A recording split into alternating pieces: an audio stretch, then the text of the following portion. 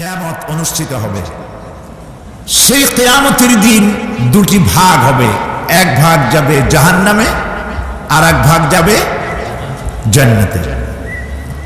এখন এই জাহান্নামটা কি ধরনের হবে সে সম্পর্কে কোরআন বলছে, ইন্না জাহান্নামা কানাত মিরসাদা। জাহান্নাম হচ্ছে একটি ঘাঁটি বিশেষ, লিত্তাগিনা মাআবা, যা হবে বিদ্রোহীদের আবাসস্থল, লাবিথিনা ফিহা আহকাবা, যার ভেতরে মানুষেরা জাহান্নামীরা যুগের পর যুগ অবস্থান করবে। লা ইয়াযুকুনা ফিহা বারদান ওয়ালা শারাবা, এবং সেখানে কোনো ঠান্ডা বা কোনো পানীয়, সুপেয় কোনো পানীয় তাদের কিসমতে হবে না। ইল্লা হামিমা ওয়া গাসসাকা, সেখানে পান করার জন্য তারা পাবে উত্তপ্ত টকবগে গরম পানি আর ক্ষতের খরম পুজ রক্ত। নাউযু বিল্লাহি মিন যালিক। জাযাআন বিফাকা, এটি হচ্ছে তাদের কৃত কর্মের পূর্ণ ফল। ইন্নাহুম কানু লা ইয়ারজুনা হিসাবা, কারণ ছিল তারা হিসাবের কোনো হিসাব নিকাশের আশা করত না। ওয়াকাযযাবু বিআয়াতিনা কিযাবা, আর তারা আমার আয়াতগুলিকে মিথ্যা মনে করে প্রত্যাখ্যান করেছিল। ওয়া কুল্লা শাইইন আহসাইনাহু কিতাবা, আর আমি গুনে গুনে তাদের সমস্ত আমলগুলি লিপিবদ্ধ করে রেখেছিলাম। ফাযুকু ফালান নাযীদাকুম ইল্লা আযাবা, এখন বুঝো মজা, এখন তোমাদেরকে আযাব ছাড়া আর কিছুই বাড়ানো হবে না। এ হলো আজকে যেটুকুন আলোচনা করতে চাই সেটুকুনের তর্জমা। আমি চেষ্টা করব খুব সংক্ষেপে কথাগুলিকে আপনাদের সামনে পেশ করার জন্য। বিমাশিয়াতিল্লাহি তাআলা। ইন্না জাহান্নামা কানাত মিরসাদা, জাহান্নাম হচ্ছে একটি ঘাঁটি, একটি ফাঁদ। আরবি রাসাদ শব্দ থেকেই মিরসাদ শব্দের উৎপত্তি হয়েছে। এর অর্থ হলো ঘাঁটি, ফাঁদ। জাহান্নাম শিকারি ধরার জন্য ওত পেতে বসে আছে, এটাই বোঝানো হয়েছে। জাহান্নামের শিকার তারাই হবে যারা পৃথিবীতে আল্লাহ পাকের আনুগত্য করেনি, নবী করিম সাল্লাল্লাহু আলাইহি ওয়াসাল্লামকে বিশ্বাস করে নাই, ইসলামী আন্দোলনের সঙ্গে বিরোধিতা করেছে, তাদের জন্যই কিয়ামতে জাহান্নাম হবে। জাহান্নামে কারা যাবে, শাস্তি কি ধরনের হবে, আর জাহান্নাম থেকে কারা মুক্তি পাবে, এটাই হবে আজকের মূল আলোচনা। আল্লাহ রাব্বুল আলামিন কোরআনে কারীমের মধ্যে বলছেন, ওয়ালাকাদ যারানা লিজাহান্নামা কাসীরাম মিনাল জিন্নি ওয়াল ইনস লাহুম কুলুবুন লা ইয়াফকাহুনা বিহা ওয়া লাহুম আ'য়ুনুন লা ইউবসিরুনা বিহা ওয়া লাহুম আযানুন লা ইয়াসমাউনা বিহা উলাইকা কাল আনআম বাল হুম আযাল উলাইকা হুমুল গাফিলুন। ওয়ালাকাদ যারানা লিজাহান্নামা কাসীরাম মিনাল জিন্নি ওয়াল ইনস, মানুষ এবং জিন জাতির ভিতরে একটি বিরাট সংখ্যক, একটি বিশাল সংখ্যক মানুষ আর জিনকে জাহান্নামের জন্য তৈরি করা হয়েছে। এদের পরিণতি হবে জাহান্নাম। কাদের?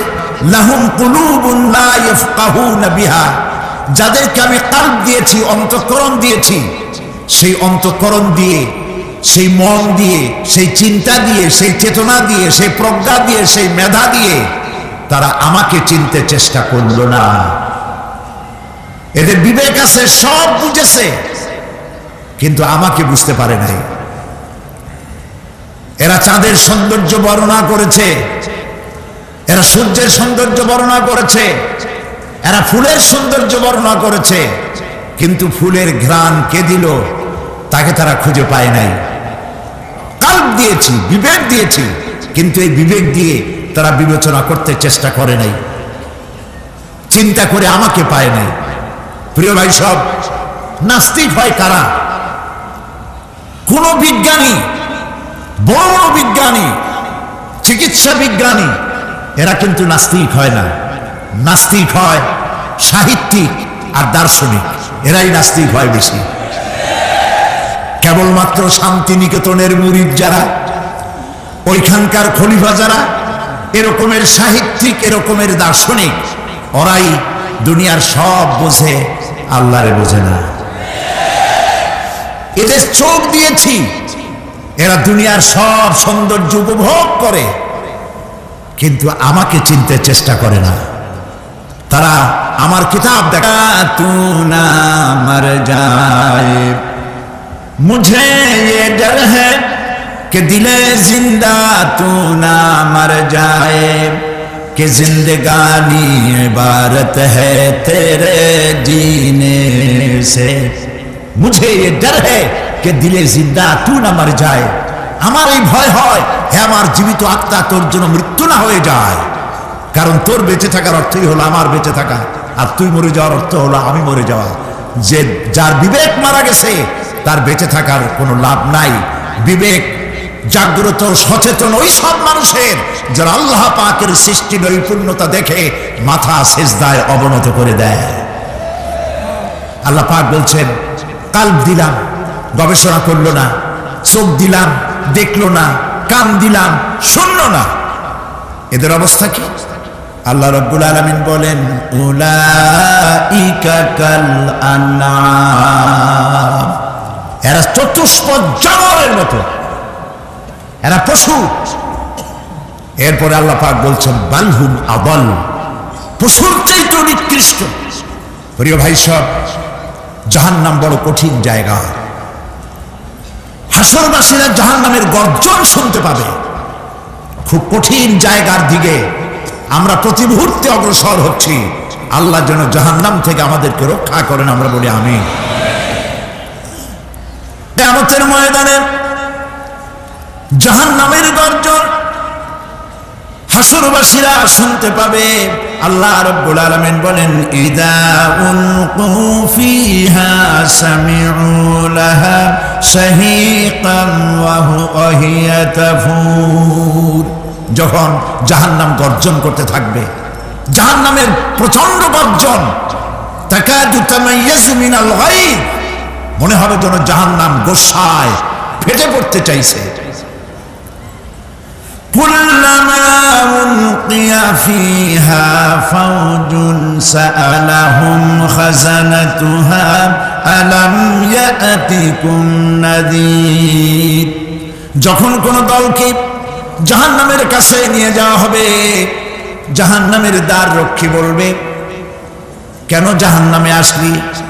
এই কঠিন জাহান্নামের পরিণতি সম্পর্কে কেউ কি তোমাদেরকে কিছুই শোনায় নাই? কোন সতর্ককারী কি তোমাদের কাছে আসে নাই? জাহান্নামীরা বলবে, ক্বালু বালা ক্বাদ জাআনা নাযীর, হ্যাঁ আমাদের কাছে সতর্ককারী এসেছিল।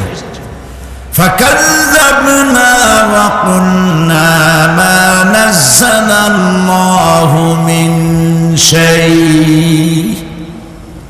আমরা সতর্ককারী আমাদেরকে জাহান্নামের কথা বলেছেন, জান্নাতের কথা বলেছেন, আমরা এটাকে মিথ্যা মনে করেছি আর মনে করেছি আল্লাহ এসব কিছুই নাজিল করেন নাই। জাহান্নামীরা আফসোস করে বলবে, ওয়াকালু লাউ কুন্না নাসমাউ আও নাআকিলু মা কুন্না ফি আসহাবিস সাঈর, আরে যদি শুনতাম, নাসমাউ মানি মানতাম, যদি মানতাম, আলেমেরা যা বলেছিলেন কোরআন থেকে হাদিস থেকে, নবীরা যা বলেছিলেন, যদি মানতাম আর যদি বুঝতাম, আমল করতাম, আজকে জাহান্নামের কঠিন শাস্তির মুখোমুখি আমাদেরকে হতে হতো না। প্রিয় ভাই সব, জাহান্নাম বড় কঠিন জায়গা হবে। এই জাহান্নামে কারো মৃত্যু হবে না।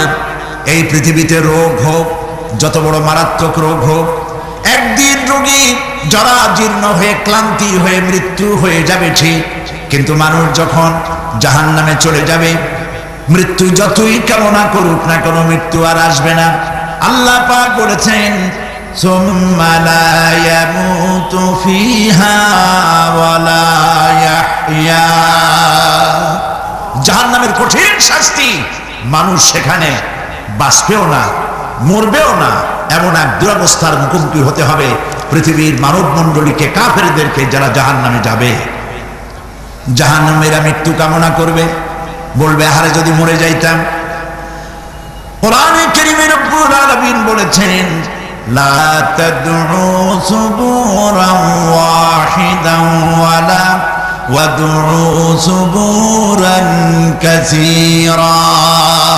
এক মৃত্যু কামাই করো না, একটা মৃত্যু কামনা করো না। 1000 বার যদি মৃত্যু কামনা করো, মৃত্যু আর আসবে না।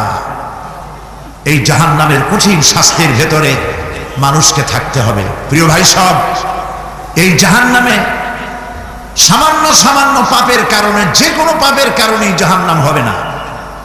এই জাহান্নামে কারা যাবে তার একটি বয়ান আল্লাহ পাক কোরআন শরীফের মধ্যে বলে দিয়েছেন। একটি আয়াতের মধ্যে আল্লাহ রাব্বুল আলামিন বলেন আলকিয়া ফি জাহান্নামা কুল্লা কাফফারিন আনিদ মান্নাইন লিল খায়রি মু'তাদিন মুরিব। প্রত্যেক অস্বীকারীকে জাহান্নামে যেতে হবে। যারাই আল্লাহ পাককে অস্বীকার করেছে তাদেরকে জাহান্নামে নিক্ষেপ করা হবে। যে সত্যের পথে প্রতিবন্ধকতার সৃষ্টি করেছে, ইসলামী আন্দোলনের সামনে বাধার সৃষ্টি করেছে, আর আল্লাহ পাকের সীমা লঙ্ঘন করেছে, দ্বীনের প্রতি সন্দেহ পোষণ করেছে, আর আল্লাহর সাথে শিরক করেছে, তাদের সকলকেই জাহান্নামে যেতে হবে। নাউযুবিল্লাহি মিন যালিক। আল্লাহ পাক এর থেকে আমাদেরকে হেফাজত করুন, আমরা বলি আমিন। প্রিয় ভাই সব, নবী রাসূলগণ তারা এই পৃথিবীতে আল্লাহর দেওয়া জীবন বিধান নিয়ে এসেছিলেন। একে অস্বীকার যারা করবে তাদেরকে কিয়ামতে জাহান্নামে নিক্ষেপ করা হবে।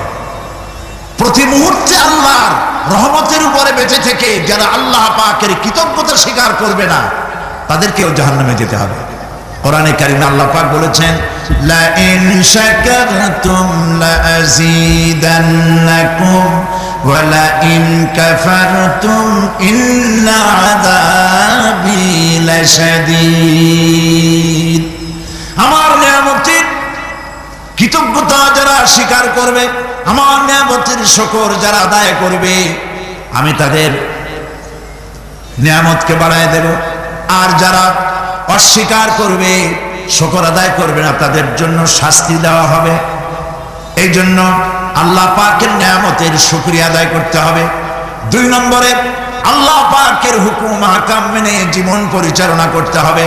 নবীরা আল্লাহ পাকের পক্ষ থেকে যে দ্বীন নিয়ে এসেছেন ওই দ্বীনের আনুগত্য করতে হবে, বিরোধিতা করা যাবে না। যারা ইসলামী আন্দোলনের বিরোধিতা করবে, আল্লাহর দ্বীন প্রতিষ্ঠার পথে যারাই বিরোধিতা করবে, জায়গা হবে কোথায়? জাহান্নাম।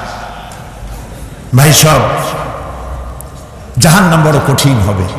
সেদিন কেউ সুপারিশ করবে না, কোনো উপায় থাকবে না। কিয়ামতের ময়দানে আমলনামা ছেড়ে দেওয়া হবে। জাহান্নামীদের আমলনামা পেছন থেকে বা হাতে আসবে। কোরআনে কারিমে আল্লাহ পাক বলেন ওয়া আম্মা মান উতিয়া কিতাবাহু বিশিমালিহি ফায়াকুলু ইয়া লাইতানি লাম উতা কিতাবিয়া। পেছন থেকে বাম হাতে যার আমলনামা আসবে, সে বলবে আরে আমারে যদি কিতাবটা, আমার যদি আমলনামা না দেওয়াই হতো কত না ভালো হতো, আমার যদি হিসাব না নেওয়া হইতো কত ভালো হতো। ওয়ালাম আদরি মা হিসাবিয়া ইয়া লাইতাহা কানাতিল কাদিয়া। আমার হিসাব যদি আমি আদৌ না জানতাম তাহলে কতই না ভালো হতো। হায় আমার মৃত্যু যদি দুনিয়ায় শেষ হয়ে যেত, আর যদি এই ময়দানে ওঠা না লাগতো। মা আগনা আন্নি মালিয়া হালাকা আন্নি সুলতানিয়া।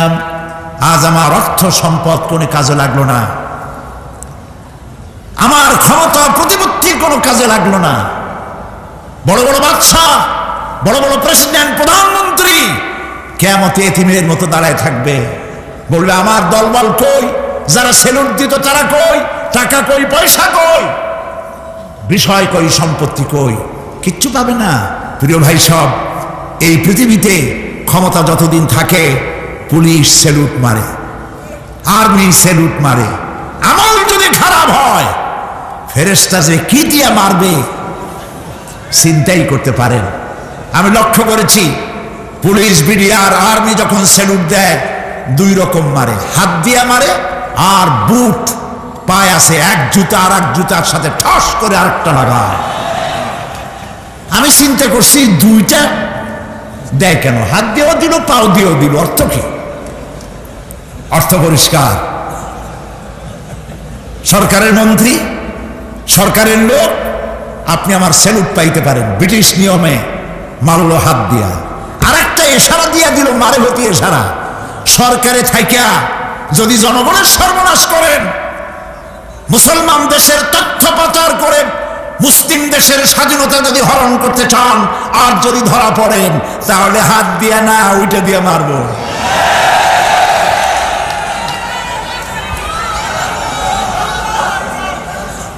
মানুষ কিয়ামতের ময়দানে রাজা বাদশা সব হয়রান হয়ে যাবে। জাহান্নামীদেরকে, কাফেরদেরকে, কাফেররা উপস্থিত হবে। কোরআনে কারীম আমলনামা বাম হাতে, বেঈমানদের বাম হাতে আমলনামা দিয়ে আল্লাহ পাক বলবেন খুযুহু ফাগুল্লুহু সুম্মাল জাহিমা সাল্লুহু সুম্মা সিলসিলাতি যারউহা সাবউনা যিরাআন ফাসলুকুহু। আল্লাহ পাক বলেন পাকড়াও করো, কে ধরো, খুযুহু ধরো, ফাগুল্লুহু ওর গলায় বেড়ি লাগাও, সুম্মাল জাহিমা সাল্লুহু এরপর জাহান্নামে নিক্ষেপ করো, সুম্মা সিলসিলাতি যারউহা সাবউনা যিরাআন ফাসলুকুহু 70 গজ লম্বা শিকল দিয়া বন্ধ জাহান্নামে নিক্ষেপ করো। এই জাহান্নামে ওই সব কাফিরদের জন্য হবে এই আযাব। আল্লাহ পাক কেন দিবেন কারণ সম্পর্কে আল্লাহ পাক বলেন ইন্নাহু কানা লা ইউমিনু বিল্লাহিল আযীম ওয়া লা ইয়াহুদ্দু আলা তুআমিল মিসকিন। কারণ হলো এরা আল্লাহ পাকের উপরে বিশ্বাস স্থাপন করত না।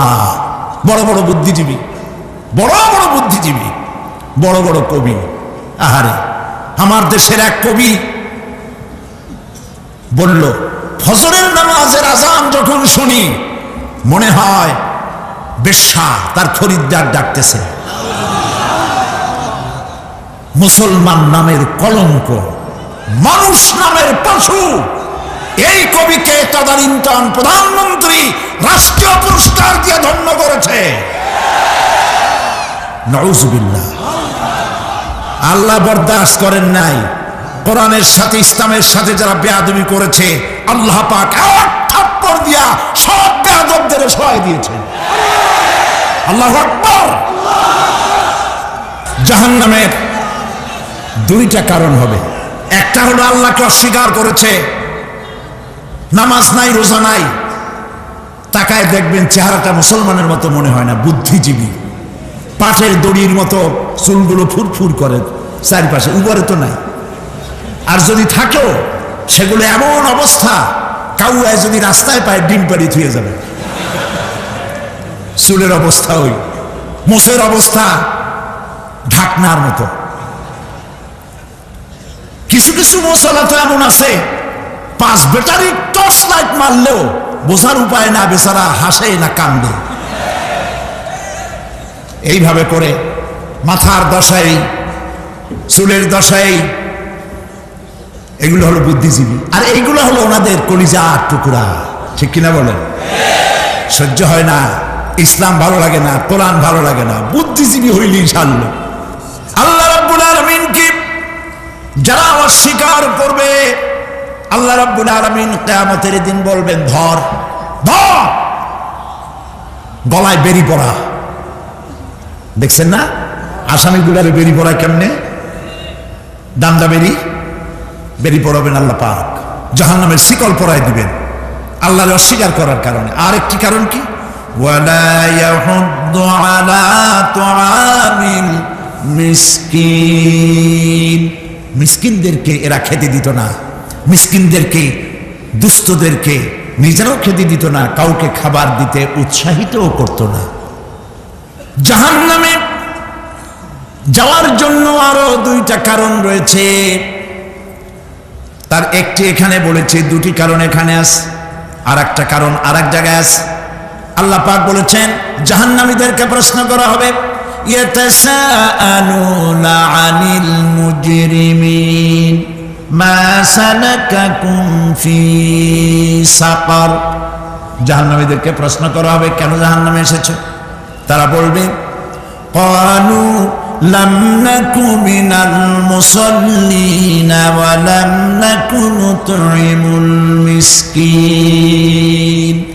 আমরা নামাজ আদায় করি নাই, নামাজ পড়ি নাই, আর মিসকিনদেরকে খেতে দেই নাই। মারাত্মক কারণ হবে জাহান্নামে যাওয়ার এগুলি। প্রিয় ভাই সব, এরপরে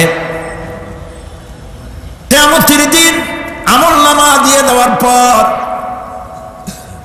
একদল তো জান্নাতে চলে যাবে, ইমানদারদের ডান হাতে আমলনামা আসবে, আর বেঈমানের কোন হাতে? পিছন থেকে বাম হাতে। জাহান্নামীরা জাহান্নামে যাওয়ার পর তারা সেখানে বসে জান্নাতীদেরকে দেখতে পাবে। সুবহানাল্লাহ। জান্নাতের দিকে তাকিয়ে তারা লক্ষ্য করে দেখবে যাদেরকে গালাগালি করেছিল মৌলবাদী বলে, যাদেরকে মারধর করেছিল, যাদেরকে ধর্মান্ধ বলা হয়েছিল, সেই লোকগুলি তো ওই জান্নাতে দেখা যায়। পানির পিপাসায়, ক্ষুধার যন্ত্রণায় অস্থির হয়ে তখন জাহান্নামীরা বলবে, ওয়ানাদা আসহাবুন নারি আসহাবাল জান্নাতি আন আফিদু আলাইনা মিনাল মা। জাহান্নামীরা ডাক দিয়া বলবে, ও জান্নাতি ভাইরা, ক্ষুধায় মরে গেলাম, পিপাসায় মরে গেলাম, তোমরা যে পানি পান করো জান্নাতের ভিতরে, একটু পানি আমাদের দিকে ঢেলে দাও। আও মিম্মা রাযাকাকুমুল্লাহ, একটু পানি দাও, অথবা আল্লাহ পাক তোমাদেরকে যে রিজিক দান করেছে একটু খাদ্য আমাদের দিকে নিক্ষেপ করে দাও, একটু খাইয়া বাসি। আল্লাহ রাব্বুল আলামিন বলেন, জান্নাতি লোকেরা তখন বলবে, ক্বালু ইন্নাল্লাহা হারামাহুমা আলাল কাফিরিন। কাফিরদের জন্য আল্লাহ রাব্বুল আলামিন জান্নাতের নাজ এবং নিয়ামত, খাদ্য এবং পানীয় সব হারাম করে দিয়েছেন আল্লাহ পাক। বেহেশতের লোকেরা জাহান্নামীদেরকে ডেকে বলবে, ওয়ানাদা আসহাবুল জান্নাতি আসহাবান নারি আন ক্বাদ ওয়াজাদনা মা ওয়া'দানা রাব্বুনা হাক্কান। জান্নাতীরা বলবে, ও জাহান্নামী ভাইরা, তোমাদের সাথে আল্লাহ পাক যে ওয়াদা করেছিলেন, সেই ওয়াদা তোমরা কি ঠিক মতো পেয়েছো? তার মানে হচ্ছে আল্লাহর ওয়াদা ছিল নেক কাজ করলে জান্নাতে যাবে, আর আল্লাহর দ্বীনের সঙ্গে বিরোধিতা করলে, আল্লাহর সাথে নাফরমানি করলে জাহান্নামে যাবে। নামাজ আদায় না করলে, জিনা ব্যভিচার করলে, ইসলামের পক্ষে না থেকে বিপক্ষে থেকে শত্রুতা করলে জাহান্নামে যাবে। আল্লাহর এই ওয়াদাগুলি ঠিক মতো পাইছো কিনা? আজ তোমরা জাহান্নামে গিয়েছ। তারা বলবে, হ্যাঁ, আমাদের আল্লাহ পাক যে ওয়াদা করেছিলেন সেই ওয়াদা অনুযায়ী আমরা আজকে বিপদে পড়েছি। আমরা আমল না করার কারণে, উল্টা কাজ করার কারণে আজ আমাদের এই দুরবস্থা হয়েছে। জাহান্নামীরা একদল আরেক দলের সঙ্গে অভিশাপ দেবে, একদল আরেক দলকে অভিশাপ দেবে। তারা একে অপরের বিরুদ্ধে অভিশাপ দিতে থাকবে। সেখানে কর্মী আর নেতাদের সাথে দেখা হয়ে যাবে। যেই সব নেতাদের কথা মতো মুসল্লি পিটানো হয়েছে, লক্ষ্য করেন, যেই সব নেতাদের কথা মতো বোমা মেরে, মানুষ মেরে দায় দায়িত্ব আলেমদের মাথার উপর, ইসলামের মাথার উপরে চড়ায় দেওয়া হয়েছে। এইবার নেতার সাথে কর্মীদের দেখা হবে কোন জায়গায়? কোন জায়গায় দেখা হবে? দেখা যখন হয়ে যাবে, কর্মীরা সেখানে নেতাদেরকে অভিশাপ দিয়ে বলবে, ওয়াকালু রব্বানা ইন্না আতা'না সাদাতানা ওয়া কুবারা'ানা ফাআযান্নুনা সাবিলা। এরা বলবে আল্লাহর কাছে, রব্বুল আলামিন, এই নেতারা আমাদেরকে বিভ্রান্ত করেছে, তাদের কথা অনুযায়ী চলেছিলাম, ওরা আমাদেরকে যা যা করেছে তাই বলেছি। আমরা মানুষ মেরেছি, আলেমদেরকে মেরেছি, আর নিজেরা ঘটনা ঘটাইয়া ইসলামের উপরে চাপাই দিস এই নেতাদের কথা মতো। কর্মীরা বলবি, রব্বানা আতিহিম দি'ফাইনি মিনাল আযাবি ওয়ালআনহুম লা'নান কাবীরা।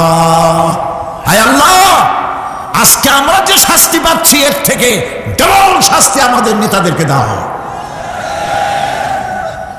নেতাগুলো আসে, লম্বা লম্বা বক্তৃতা করে যায়।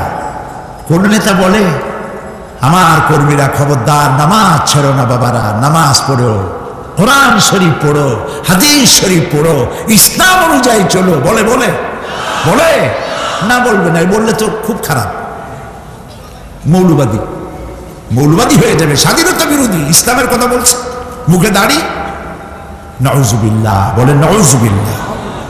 সেই সময় অর্ডার প্রাপ্ত জাহান্নামীরা বলবে, وقال الذين كفروا ربنا أرنا الذين أضلانا من الجن والإنس।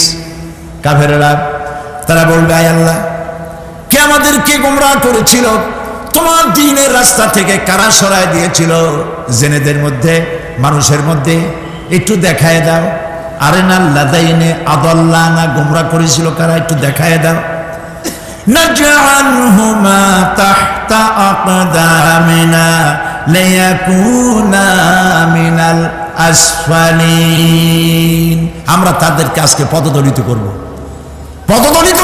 পায়ের নিচে রাখবো। সেদিন কর্মীরা নেতাদের সম্পর্কে এই কথা বলবে। প্রিয় ভাই সব, সেই কিয়ামতের ময়দানে কেউ কারো কোনো উপকার করতে পারবে না, নেতাও পারবে না কর্মীর উপকার করতে, আর কর্মীরাও তো পারবেই না। এই জাহান্নামের ভিতরে নেতা কর্মীদের কথোপকথনের মধ্যে শয়তানের সঙ্গে দেখা হয়ে যাবে। কার সাথে দেখা হবে? শয়তানের সাথে। এই যে কথাগুলি আমি বলছি, এগুলি গল্প, আমার বানানো কথা। চিল্লায় বলুন, কার কথা? প্রিয় ভাই সব, কান লাগায় শোনেন, ফায়দা হবে। আল্লাহ যেন আমাদের ফায়দা দেন, বলি আমিন। ভাইয়েরা আমার, এখন তো শয়তান দেখা যায় না, দেখা যায়? এখন দেখা যায় না, দেখলেও বোঝা যায় না কি কায়দায় কোন শয়তান আসছে, বুঝবার উপায় নাই। জাহান্নামের মধ্যে শয়তানের সাথে দেখা হয়ে যাবে। শয়তানের কথা মানুষেরা শোনে, গুনাহ করে নিজে। কবি বলেছেন, क्या हंसी आती है मुझे हजरत इंसान पर, क्या हासियाती है मुझे हजरत इंसान पर, फेल बत्तू खोद करे और लानत करे शैतान पर। খারাপ কাজ নিজে করে দোষ দেয় শয়তানের।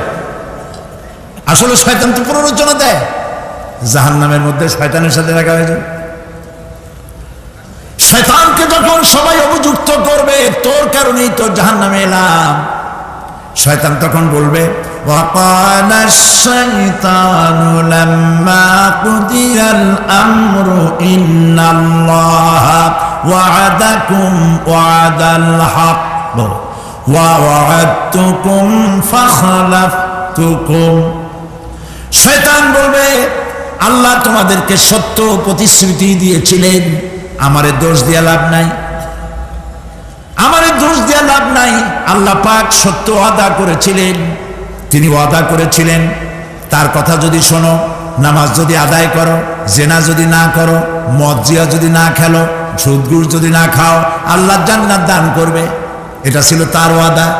আল্লাহ তার ওয়াদা পালন করে যারা তার হুকুম মেনে চলেছে তাদেরকে জান্নাত দান করেছেন। আর আমার ওয়াদা ছিল ভিন্ন।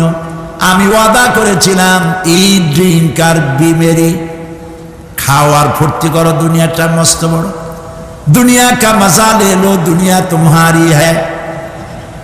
শয়তানের কথা। কার কথা? শয়তানের কথা। শয়তানের কথা মতো শয়তান বলল, আমি বললাম পরকাল নাই, দেয়ার ইজ নো গড। বুদ্ধিজীবী মার্কা কথা। শ্রেষ্ঠ বুদ্ধিজীবী কে? চিল্লায় কোন?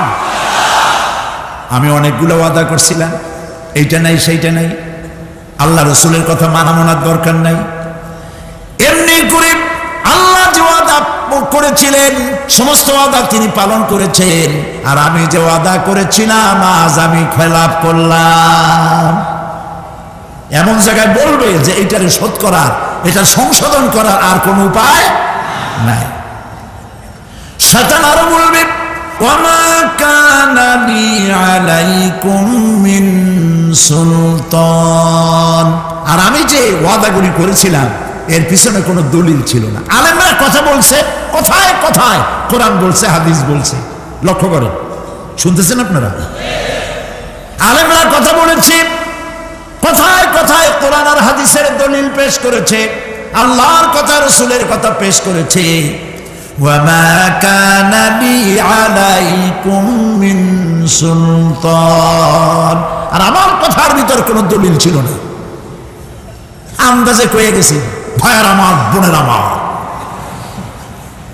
দিলাম একটা ডাক, ডাইনে তাকানো বাই তাকানো নাই, সবাই দিলার দৌড়। এখন আমারও দোষ দাও কেউ? এইসব দোষ দিয়ে কি লাভ নাই। ইল্লা আন দাআউতুকুম ফাস্তাজাবতুম লি, আমি কি করছি? আমি একটা বক্তৃতা দিলাম, জ্বালাময়ী একটা ভাষণ দিলাম, আমি একটা আহ্বান জানালাম, কোন চিন্তা ভাবনা না করে আমার পিছনে তোমরা দৌড় দিয়েছ। কে বলবে? আহারে, আল্লাহ কি কোনো কথা গোপন রাখছেন? কোন গোপন রাখছেন? সব বলে দিয়েছে। কেন চিন্তা করো নাই? নেতা একটা এসে মঞ্চে দাঁড়ায় বক্তৃতা করতেছে, বেটা সারা জীবনে নামাজ পড়ে না, চেহারার দিকে তাকাইলে মনেই হয় না মুসলমান, মরলে পরে ফেরেশতা পর্যন্ত আশ্চর্য হয়ে যাবে, বেটা তুই শ্মশান তুই কবরে আসছিস কেন?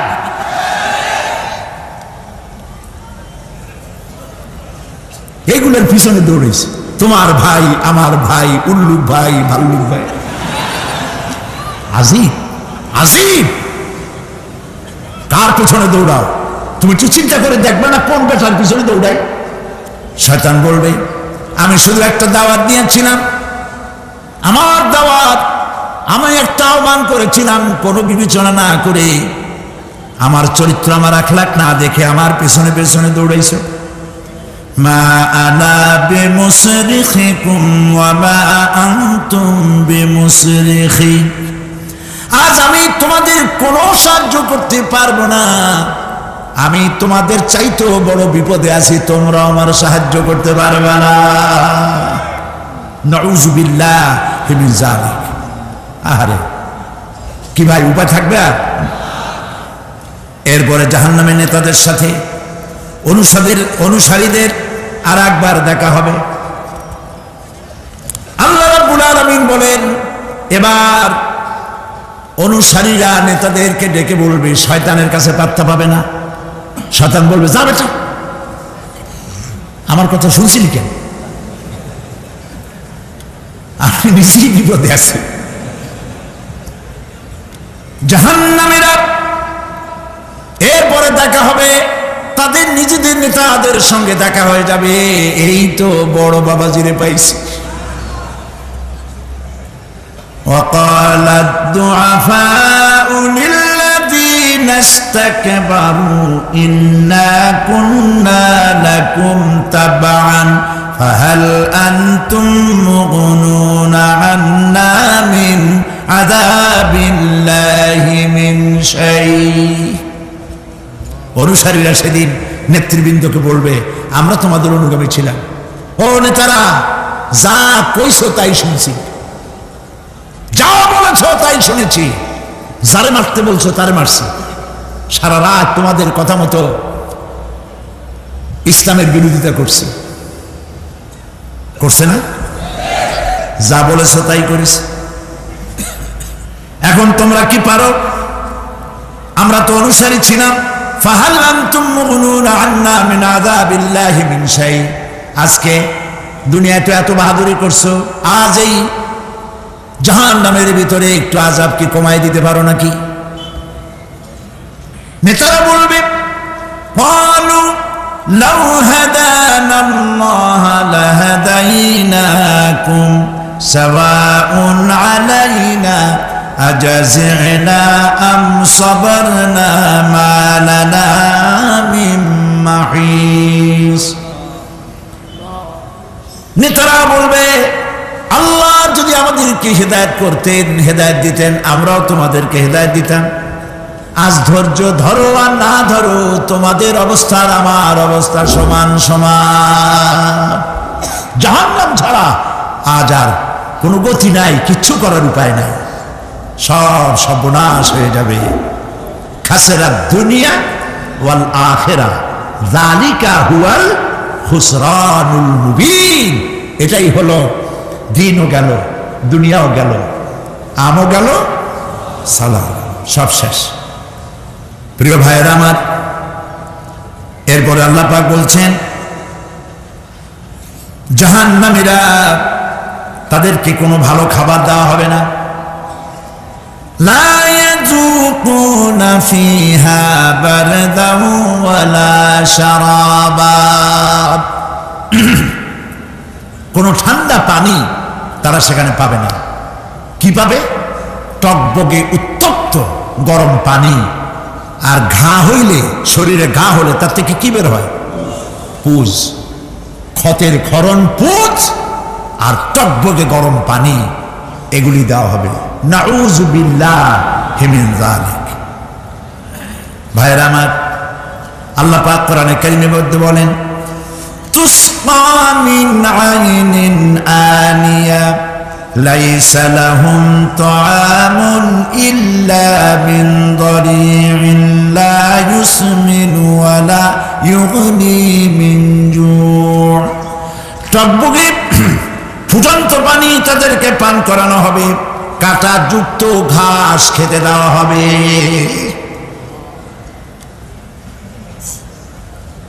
এতে করে তাদের ক্ষুধা মিটবে না, দেহেরও কোনো পুষ্টি হবে না, ক্ষুধাও নিবৃত্ত হবে না। এরপরে তাদেরকে জাহান্নামের আগুন দিয়ে তাদের পোশাক বানানো হবে। নাউযুবিল্লাহ। জাহান্নামের পোশাক পরিয়ে দেওয়ার কারণে আল্লাহ পাক বলছেন, শরীরটা পুড়ে ঝলসে যাবে। কুল্লামা নাদিজাত জুলুদুহুম বাদদালনাহুম জুলুদান গায়রাহা লিয়াযুকুল আযাব।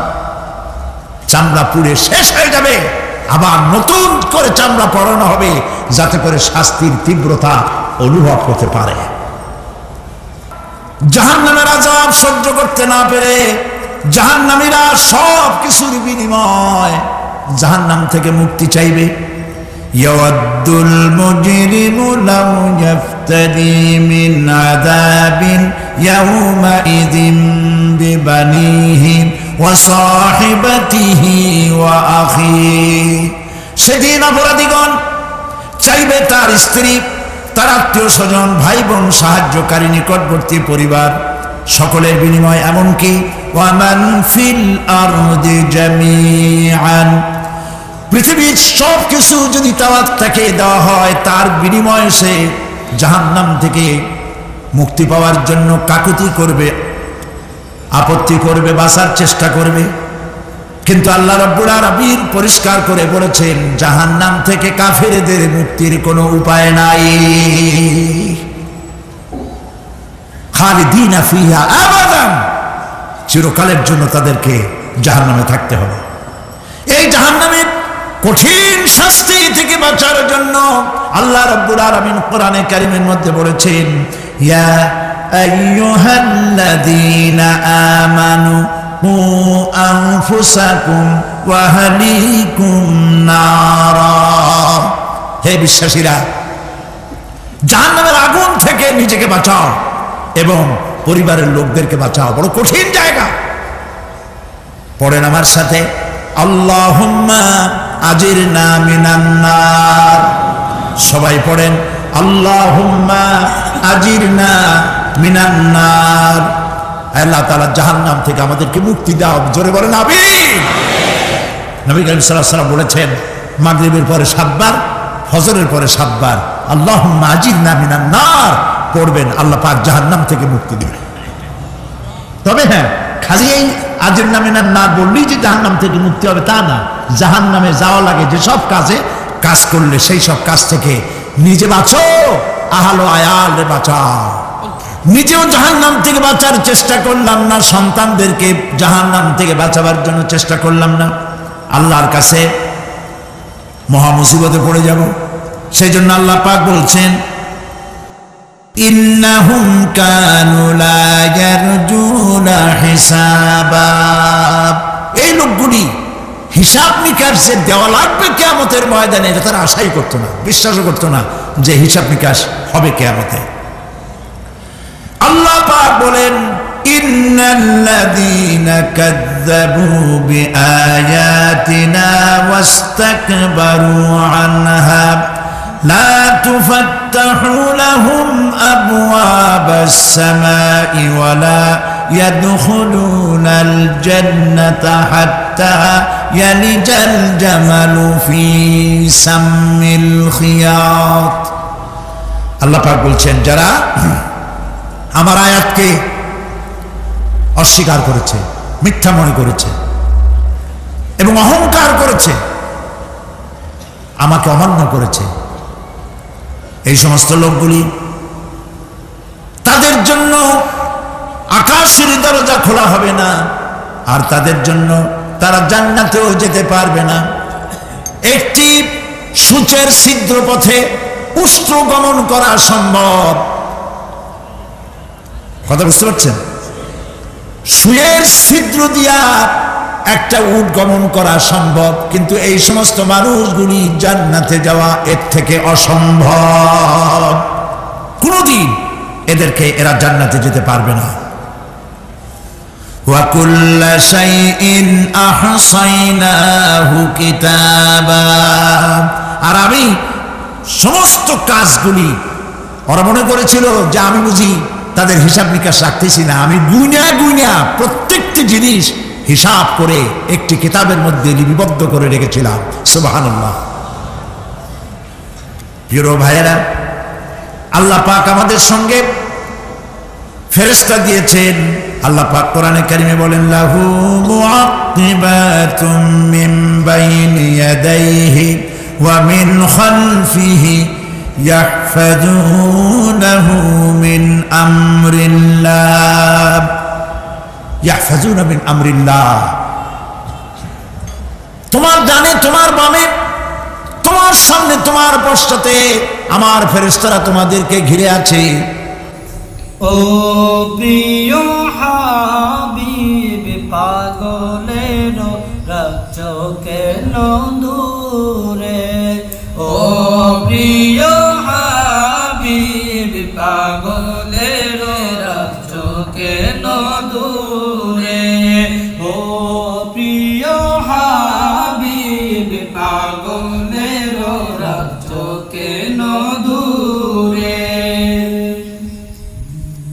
পাগল হইল ভাস্করুনি জুব্বা দিলা তারে পাগল হইল ভাস্করুনি জুব্বা দিলা তারে আমি পাগলা চাই না কিছু চাই যে তোমারে আমি পাগলা চাই না কিছু চাই যে তোমারে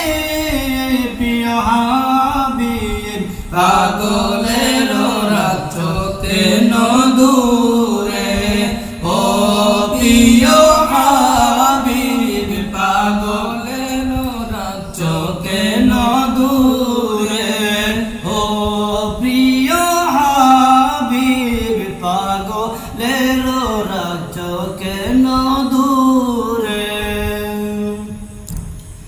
হযরত বিলাল পাগল হইয়া খুঁজে তোমারে হযরত বিলাল পাগল হইয়া খুঁজে তোমারে আমি পাগলা চাই না কিছু চাই যে তোমারে আমি পাগলা চাই না কিছু চাই যে তোমারে প্রিয় হাবিব পাগলের রাত কেন দূরে ও প্রিয় হাবিব পাগলের রাত কেন দূরে ও প্রিয় হাবিব পাগলের রাত কেন দূরে হৃদয় মাঝে মালা গাতি চন্দ্রার গানে তুমি আমার ফুটন্ত ফুল মনের বাগানে হৃদয় মাঝে মালা গাতি চন্দ্রার গানে তুমি আমার ফুটন্ত ফুল মনের বাগানে তুমি যে প্রিয় নবী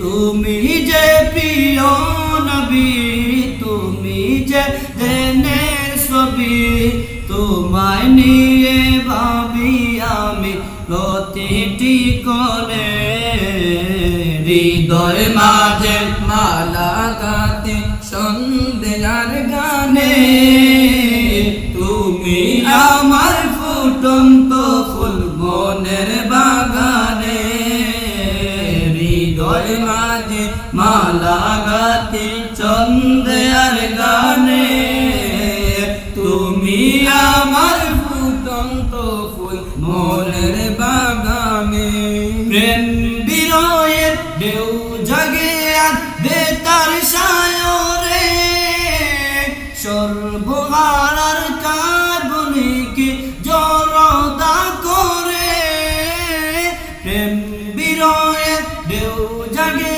আর বেতার সায়রে সর্বহারার কাবনিকে জড়তা করে নাহি গো সুখের রবি যা কিছু আদার সবই নাহি গো সুখের রবি যা কিছু আদার সবই শ্রাবণ মেঘের মতো কাঁদে তোমার স্মরণে হৃদয় মাঝে মালা গাতে সন্ধ্যার গানে তুমি আমার ফুটন্ত ফুল মনের বাগানে হৃদয় মাঝে মালা গাতে সন্ধ্যার গানে তুমি আমার ফুটন্ত ফুল মনের বাগানে তুমি যে প্রিয় নবী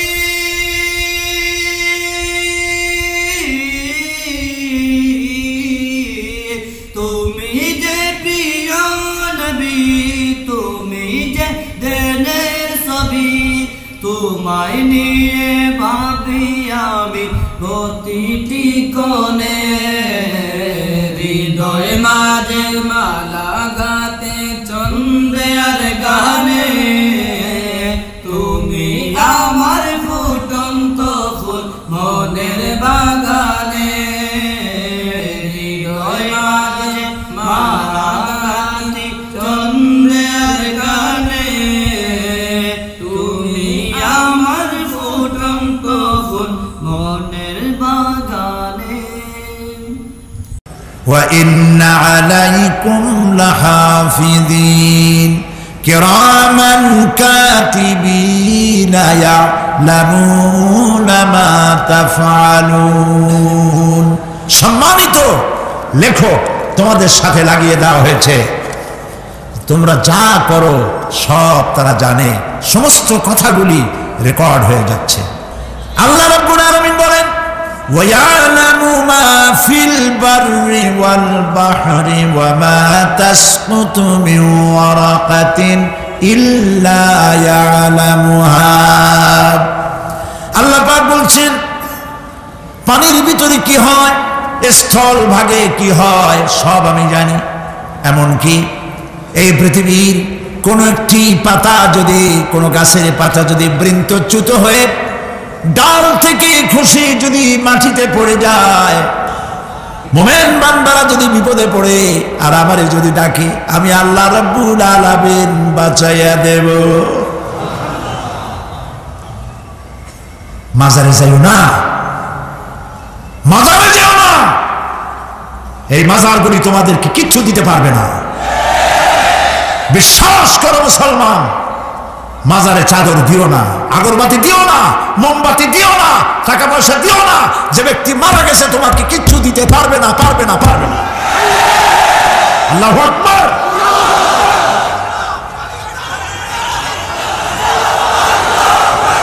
প্রিয় ভাই সব, আল্লাহর ওলিদের মাজার সংরক্ষিত থাকবে, আল্লাহর ওলিদের মাজার সংরক্ষিত থাকবে। আপনি যাইয়া বসছেন কোনো কারণে, সেখানে জিয়ারতের উদ্দেশ্য নয়, কখনোই নয়। যে বসছেন সিলেটে, এখন শাহজালাল রহমতুল্লাহ আলাইহির মাজার জিয়ারত করতে পারেন, কিন্তু নিয়ত করে যাইতে পারবেন না, রাসূলুল্লাহ নিষেধ করেছেন। আল্লাহর নিষেধ, আল্লাহর আদেশ মানা যেমন ফরজ, রাসূলুল্লাহর আদেশ নিষেধ মানা উম্মতের জন্য ফরজ।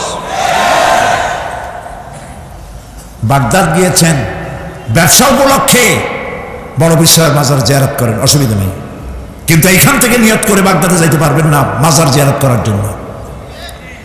আজমের গিয়েছেন কোন কর্ম উপলক্ষে, এবার খাজা মঈনুদ্দিন চিশতি রহমতুল্লাহ আলাইহির মাজার জিয়ারত করতে পারেন, কিন্তু জিয়ারতের উদ্দেশ্য করে যেতে পারবেন না। হাদিসে সুস্পষ্টভাবে নিষেধ করা হয়েছে। কারণটা বলবো, কারণ হলো কলিজার মধ্যে একটা ভয় আর মহব্বত, বিশ্বাস যিনি শুয়ে আছেন তিনি আমার কথা শুনবেন এবং আমার আশা পূরণ করবেন, এই বিশ্বাস শিরক, শিরক এবং শিরক। আপনি কবরের কাছে যাচ্ছেন, যার কাছে যাচ্ছেন, ধরেন খাজা মঈন চিশতি রহমতুল্লাহ আলাইহি, মাহবুব সুবহানি, কুতুবে রব্বানি শেখ মহিউদ্দিন আব্দুল কাদের জিলানী রহমতুল্লাহ আলাইহি। মাতৃভাষা কি? আরবি। মাতৃভাষা কি? আরবি। খাজা মঈন চিশতি রহমতুল্লাহ আলাইহি মাতৃভাষা কি? আরবি। শাহজালাল রহমতুল্লাহ আলাইহি মাতৃভাষা কি? আরবি। আপনি যাই কইলেন, খাজা বাবা আমার ছেলে হয় না অনেকদিন, স্বাস্থ্য খুব খারাপ, ব্যবসায় উন্নতি হয় না, চাকরিতে প্রমোশন হয় না, আমার এই আশাগুলো পূরণ করেন। আপনার কথা খুব বুঝলো, তাহলে 1 নম্বরে ফেল, মিস ফায়ার, আপনার একটা কথাও তিনি বোঝে নাই। 2 নম্বরে যার কাছে আর্জি পেশ করলেন তিনি কবরে আছে না কোথায় আছে এটা কি আপনি জানেন? 2 নম্বর ফায়ার ফেল। 3 নম্বরে যদি থাকেও চেতনা আছে না ঘুমে আছে তাও কিন্তু আপনি জানেন না। যদি ঘুমের সময় করে থাকেন কোনো লাভ নাই, কোনো লাভ নাই। প্রিয় ভাই সব, এই জন্য চাইতে হবে এমন সত্তার কাছে কাছে যিনি সব ভাষা বোঝেন, যার কাছে কোনো ভাষা দুর্বোধ্য নয়, সব ভাষা যিনি সৃষ্টি করেছেন তার নাম বলেন। আর যিনি কখনো ঘুমান না তার নাম বলেন লা তাখুযুহু সিনাতুন ওয়ালা নাওম, যার কোনো ঘুমও নাই তন্দ্রাও নাই। সুবহানাল্লাহ কবেন না? আজ থেকে নিয়ত করুন, কোন মাজারে জীবনে কিছু চাইব না। এটা কলিজার মধ্যে গাইথা নেন। কোন মাজারে কোন মরাপীর কোন জাতাপীর কারো কাছে কিছু চাইব না, চাবো শুধু এক আঙ্গুল আকাশের দিকে উঁচু করে জোরে বলেন কার কাছে? বলেন আল্লাহু আকবার। হাত নামান। কিয়ামতের দিন আমলনামা ছেড়ে দেওয়া হবে। আমলনামাগুলি যার যার হাতে আসবে, বেঈমানের পিছন থেকে বাম হাতে, ইমানদারের সামনে থেকে কোন হাতে? এই কথা একটু বলে শেষ করে দিই।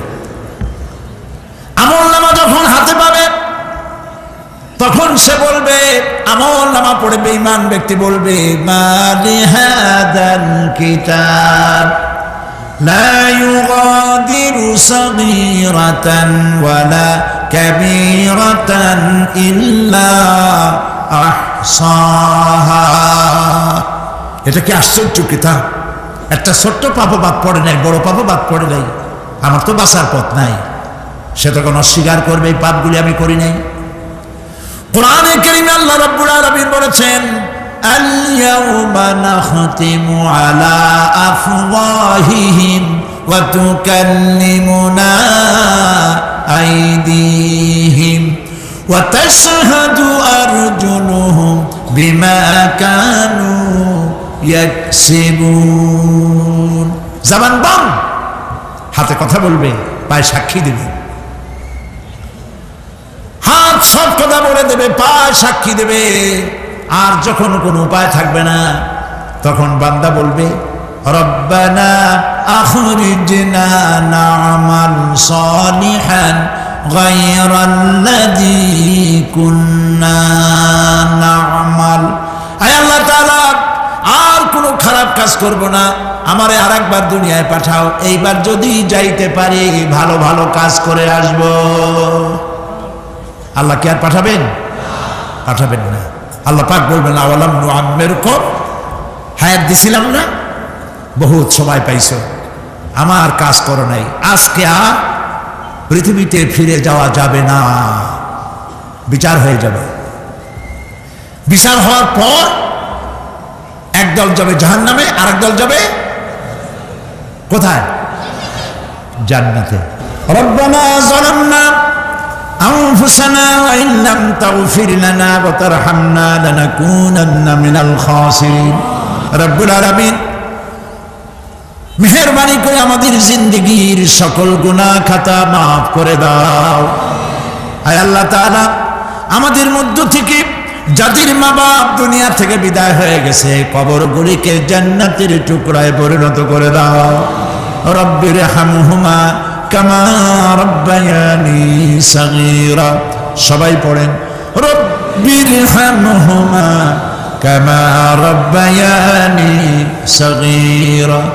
আয় আল্লাহ তাআলা, तमाम পৃথিবী মুসলমানেরা আজ বড় বিপদে, এর থেকে বড় বিপদে মুসলমানেরা কোনোদিন পড়ে নাই।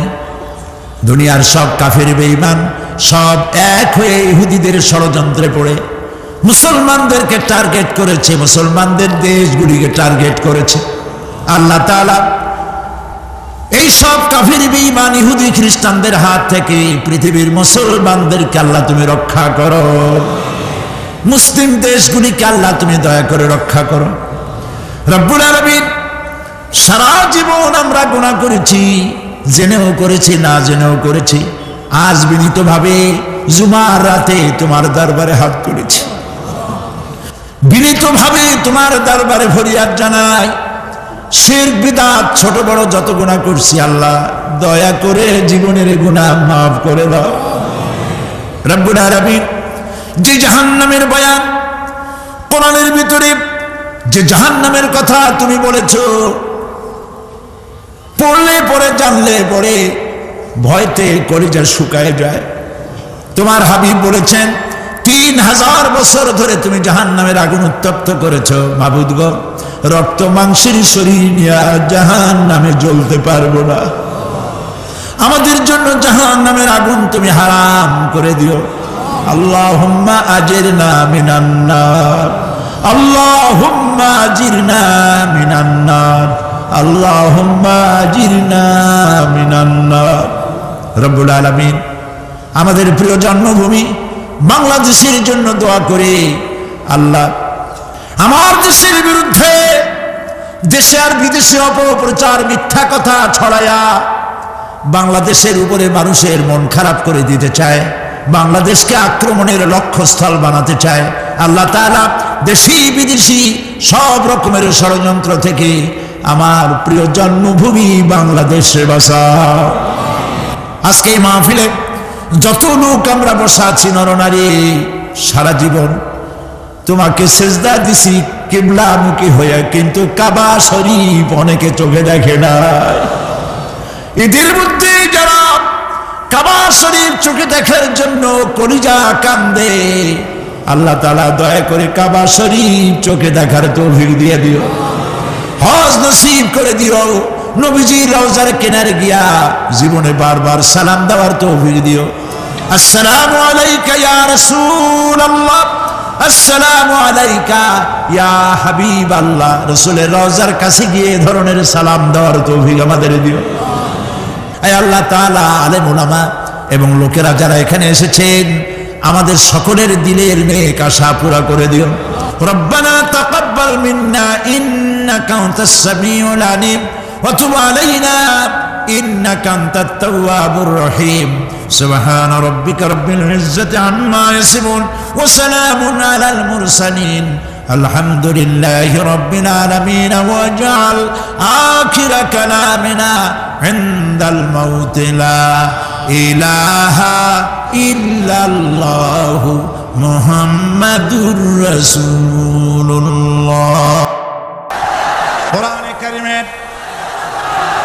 কোরআনে কারীমের তাফসীর শুরু করার আগে সাংবাদিকদের জন্য আমি এই কথাগুলি বললাম, যেহেতু রাত বেশি হলে তারা কথাগুলি পত্রিকায় দিতে পারবে না, সেই জন্য পুরা নিউজ বলার আগে হেডলাইনগুলি জানাই দিলেন। তবে সাংবাদিকদের ব্যাপারে আমার একটু কথা আছে। সেই কথা হচ্ছে, সাংবাদিকতা মহান পেশা। সব সময় আমরা সম্বোধন করি সাংবাদিক বন্ধুগণ, আমরা জাতির বিবেক তাদেরকে মনে করি, ঠিক কিনা বলেন? এই চট্টগ্রাম তাফসীরুল কোরআন মাহফিলের মাহফিলকে নিয়ে যা ঘটলো, সাংবাদিকদের মাধ্যমেই গোটা জাতি এবং দুনিয়া জানতে পেরেছে। ওই সব সাংবাদিকদেরকে আমি আমার অন্তঃস্থল থেকে, অন্তরের অন্তঃস্থল থেকে মুবারকবাদ জানাই, যে সব সাংবাদিকরা জীবনের ঝুঁকি নিয়ে সত্যকে বিকশিত করেছেন। কিন্তু তার মধ্যেও কিছু কিছু সাংবাদিক আছে, আমি তাদেরকে দু একটি কথা না বলে পারবো না। বলবো? বলাই লাগবে। তার মধ্যে একটি পত্রিকা যার নাম জনকণ্ঠ ওরফে রকণ্ঠ। এই পত্রিকাটি আজ রিপোর্ট করেছে জনকণ্ঠ, সশস্ত্র ক্যাডার প্রহরায় চট্টগ্রামে সাঈদীর তাফসীর মাহফিল শুরু। আজকের এই লক্ষ লক্ষ জনতাকে জিজ্ঞেস করতে চাই, এই লক্ষ লক্ষ জনতা আপনারা কোন সশস্ত্র ক্যাডার চোখে দেখেছেন?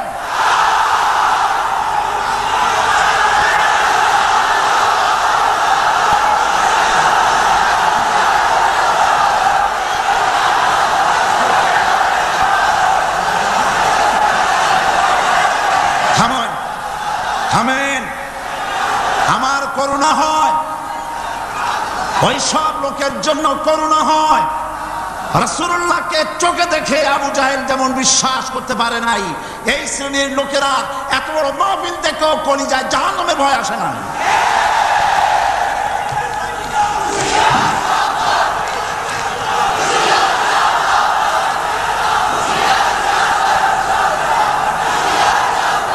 জনকণ্ঠ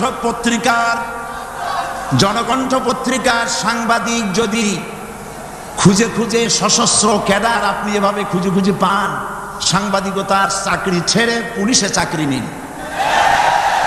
আপনার দ্বারা অন্তত পুলিশ বাহিনী উপকার পাবে।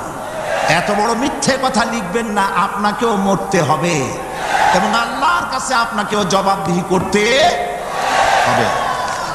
এবার যুগান্তর,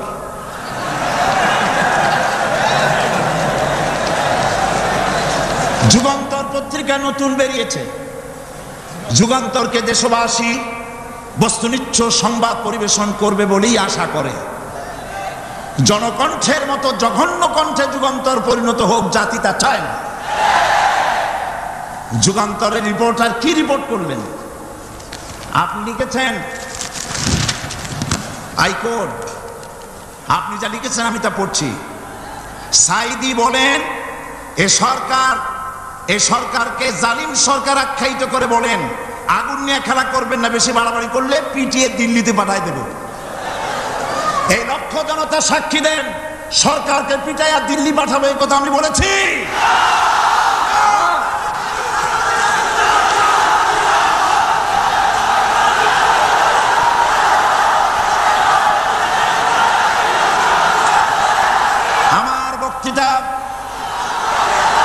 আমার বক্তব্য রেকর্ড হয়, টিভি আছে, ভিডিও আছে। আপনি এই লক্ষ লক্ষ মানুষ আপনাকে মিথ্যাবাদী মনে করবে যে আপনি একটা মিথ্যা কথা লিখছেন, কিন্তু গোটা জাতির কাছে যুগান্তর গিয়ে আমাকে আপনি কি বানালেন? 40 বছর এই রাস্তায় কথা বলি, কোরআনের কথা বলি, 40 বছর এই রকমের হালকা কথা, সরকার পিটাইয়া দিল্লি পাঠাবো এই রকমের পোলাপানের মতো কথা যদি আমি বলতাম, তাহলে কি মানুষ আসতো আমার মাহফিলে? এই যুগান্তর পত্রিকা আমার বগুড়ার বক্তৃতাকে বিকৃত করেছে। বগুড়ায় আমি কি বলেছিলাম আজকে সে কথা আপনাদের জানা দরকার। সরকারের সোনার ছেলেরা আমাকে বলেছে আমি স্বাধীনতা বক্তব্য রাখি, স্বাধীনতা বিরোধী বক্তব্য রাখি। বগুড়ায় তার প্রমাণ করেছি। বগুড়া আমি কি বলেছি? বগুড়ায় আমি বক্তব্য রাখতে গিয়ে বললাম, বর্তমান প্রধানমন্ত্রী, আমি যা বলি আমার তা মনে থাকে এবং রেকর্ড আছে, হাজার হাজার মানুষের সামনে বলেছি। কোন পত্রিকা এরকমের বেকায়দা রিপোর্ট করে না যেমন আজকে আপনি করেছেন, পিটিয়ে দিল্লি পাঠাবো। কি আর কেউ করেছে রিপোর্ট? সেখানে আমি বলেছি 4 দলের মহাসমাবেশগুলি দেখে প্রধানমন্ত্রীর মাথা খারাপ হয়ে গেছে। আর মাথা খারাপ হইতেই পারে, যেহেতু ফ্যামিলি অ্যাফেয়ার্স যদি খারাপ থাকে মাথা গরম থাকে। আমি সেখানে বলেছি প্রধানমন্ত্রী তিনি বলেছেন 4 দল একত্রিত হয়ে বাংলাদেশটারে পাকিস্তান বানাবে। দেখছেন না পত্রিকায়? আমি বলেছি দেখেন, একটা দেশের প্রধানমন্ত্রী মিথ্যা কথা বলেন, আমি এই রকমের কথা বলবো না, তবে উনি যা বলেন তা কিন্তু সত্য নয়। মিথ্যাবাদী আমি বলতে পারি না, বলবোই না, তবে যা বলেন তা সত্য নয়। আস্তে করে বলছি। উনি বলছেন দেশটারে পাকিস্তান বানাবে 4 দল। আমি বললাম বিগত 21 বছর যারা দেশ চালাইছে তারাই তো 4 দলের মধ্যে আছে না নাই? পাকিস্তান বানাইছে তারা? আচ্ছা আপনারা বলেন পাকিস্তান কাছে না হিন্দুস্তান কাছে? আমি বলেছি যদি বাংলাদেশকে কেউ পাকিস্তান বানাতে চায় তাহলে সর্বপ্রথম কাশ্মীর পাকিস্তান হতে হবে, তারপরে হিন্দুস্তানকে পাকিস্তান হতে হবে। এটা যেমন সম্ভব নয়, কিয়ামত পর্যন্ত বাংলাদেশ পাকিস্তান হওয়া সম্ভব নয়। আমার এই স্পষ্ট বক্তৃতার হাজারো রেকর্ড আছে বগুড়ায়। কেউ ধরনের বাজে রিপোর্ট করেনি। যুগান্তর লিখেছে, সাইদি বলেছে কাশ্মীর পাকিস্তান হইলেই বাংলাদেশ পাকিস্তান হয়ে যাবে। আমি ওই দিন ঢাকায় এসেই যুগান্তর পত্রিকার চিফ রিপোর্টারকে টেলিফোন করে বলেছি আপনি একটা ভুল রিপোর্ট আপনার সাংবাদিক করেছে বগুড়া থেকে, জাতি বিভ্রান্ত হবে।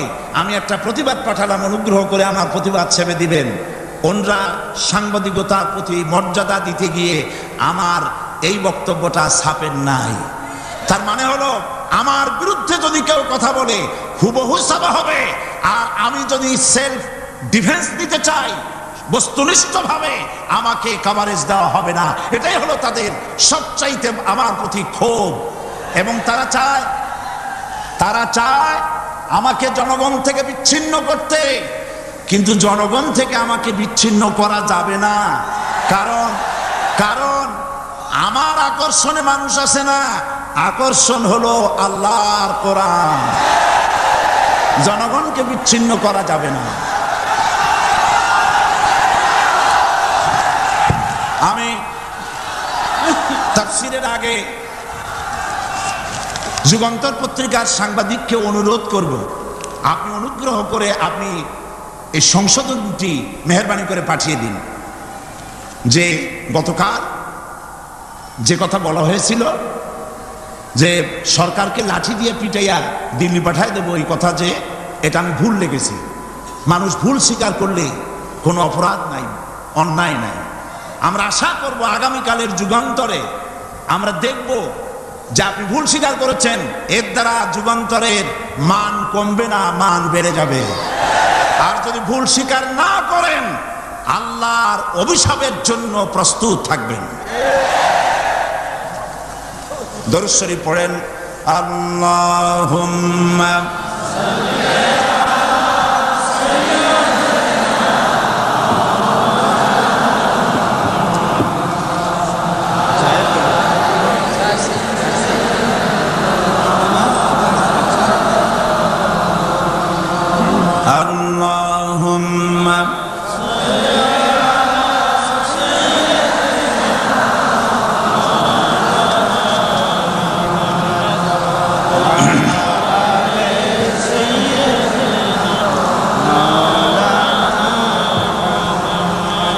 বন্ধুগণ, কোরআনে কারীম হচ্ছে বিশ্ব মানবতার জন্য সর্বশ্রেষ্ঠ হেদায়েতের কিতাব।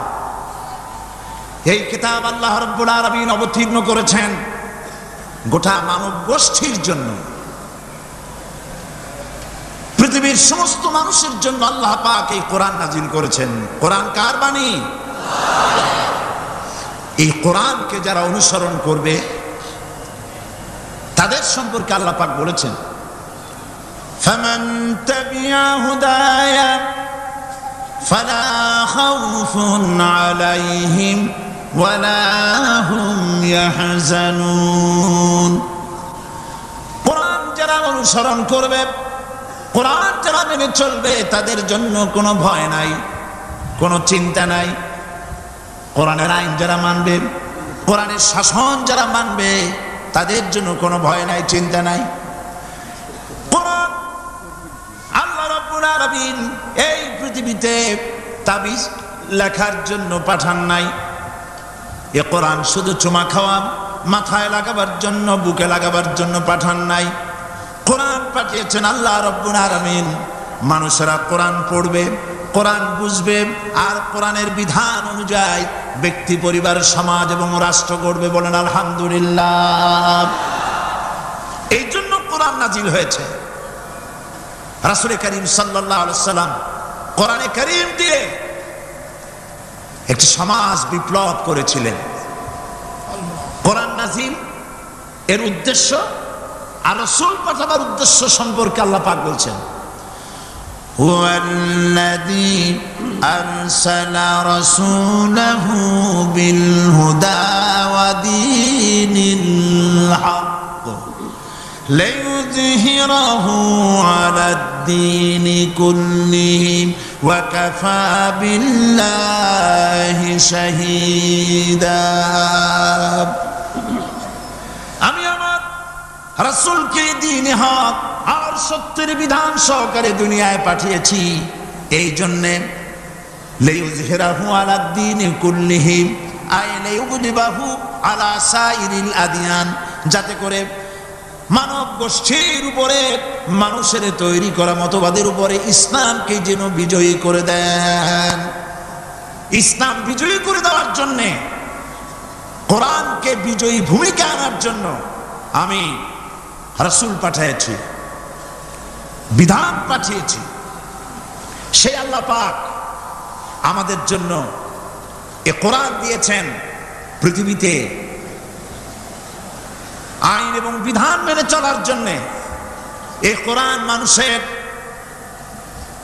ইহকাল এবং পরকালের মুক্তির দিশা দেখায়। কোরআন যারা মানে তারাই শান্তি পায়, যারা মানে না তারাই অশান্তি মধ্যে বসবাস করে। আজকে আপনারা বলেন পৃথিবীতে সবচাইতে অশান্তিতে কারা? মুসলমান। পৃথিবীতে সবচাইতে অশান্তিতে কারা? তাহলে অর্থ দাঁড়ায় এই যে কোরআন যাদের কাছে থাকবে, কোরআন যারা তেলাওয়াত করবে, কোরআনের আইন কানুন যারা পড়বে, কোরআন যাদের বাড়িতে থাকবে, তারাই সব থেকে অবহেলিত লাঞ্ছিত হবে। অর্থ কি তাই হবে নাকি? না, তা হবে না। আল্লাহ পাক বলেছেন, তাহা মা আনজালনা আলাইকাল কুরআনা লিতাশকা। নবী হে, এই কোরআন আমি অবতীর্ণ করেছি এজন্য নয় যে কোরআন আপনার ভাগ্যকে বিনষ্ট করে দেবে, বরং কোরআন এসেছে ভাগ্যকে সুপ্রসন্ন করার জন্য। সুবহানাল্লাহ। সেই কোরআন থেকেই আমরা আলোচনা করেছি। গতকাল আলোচনা করেছিলাম সূরা আল বাকারার 255 নম্বর আয়াত। আয়াতটার নাম কি? আয়াতুল কুরসি। গতকালকের মতো আজও আসুন আমার সাথে তেলাওয়াত করেন।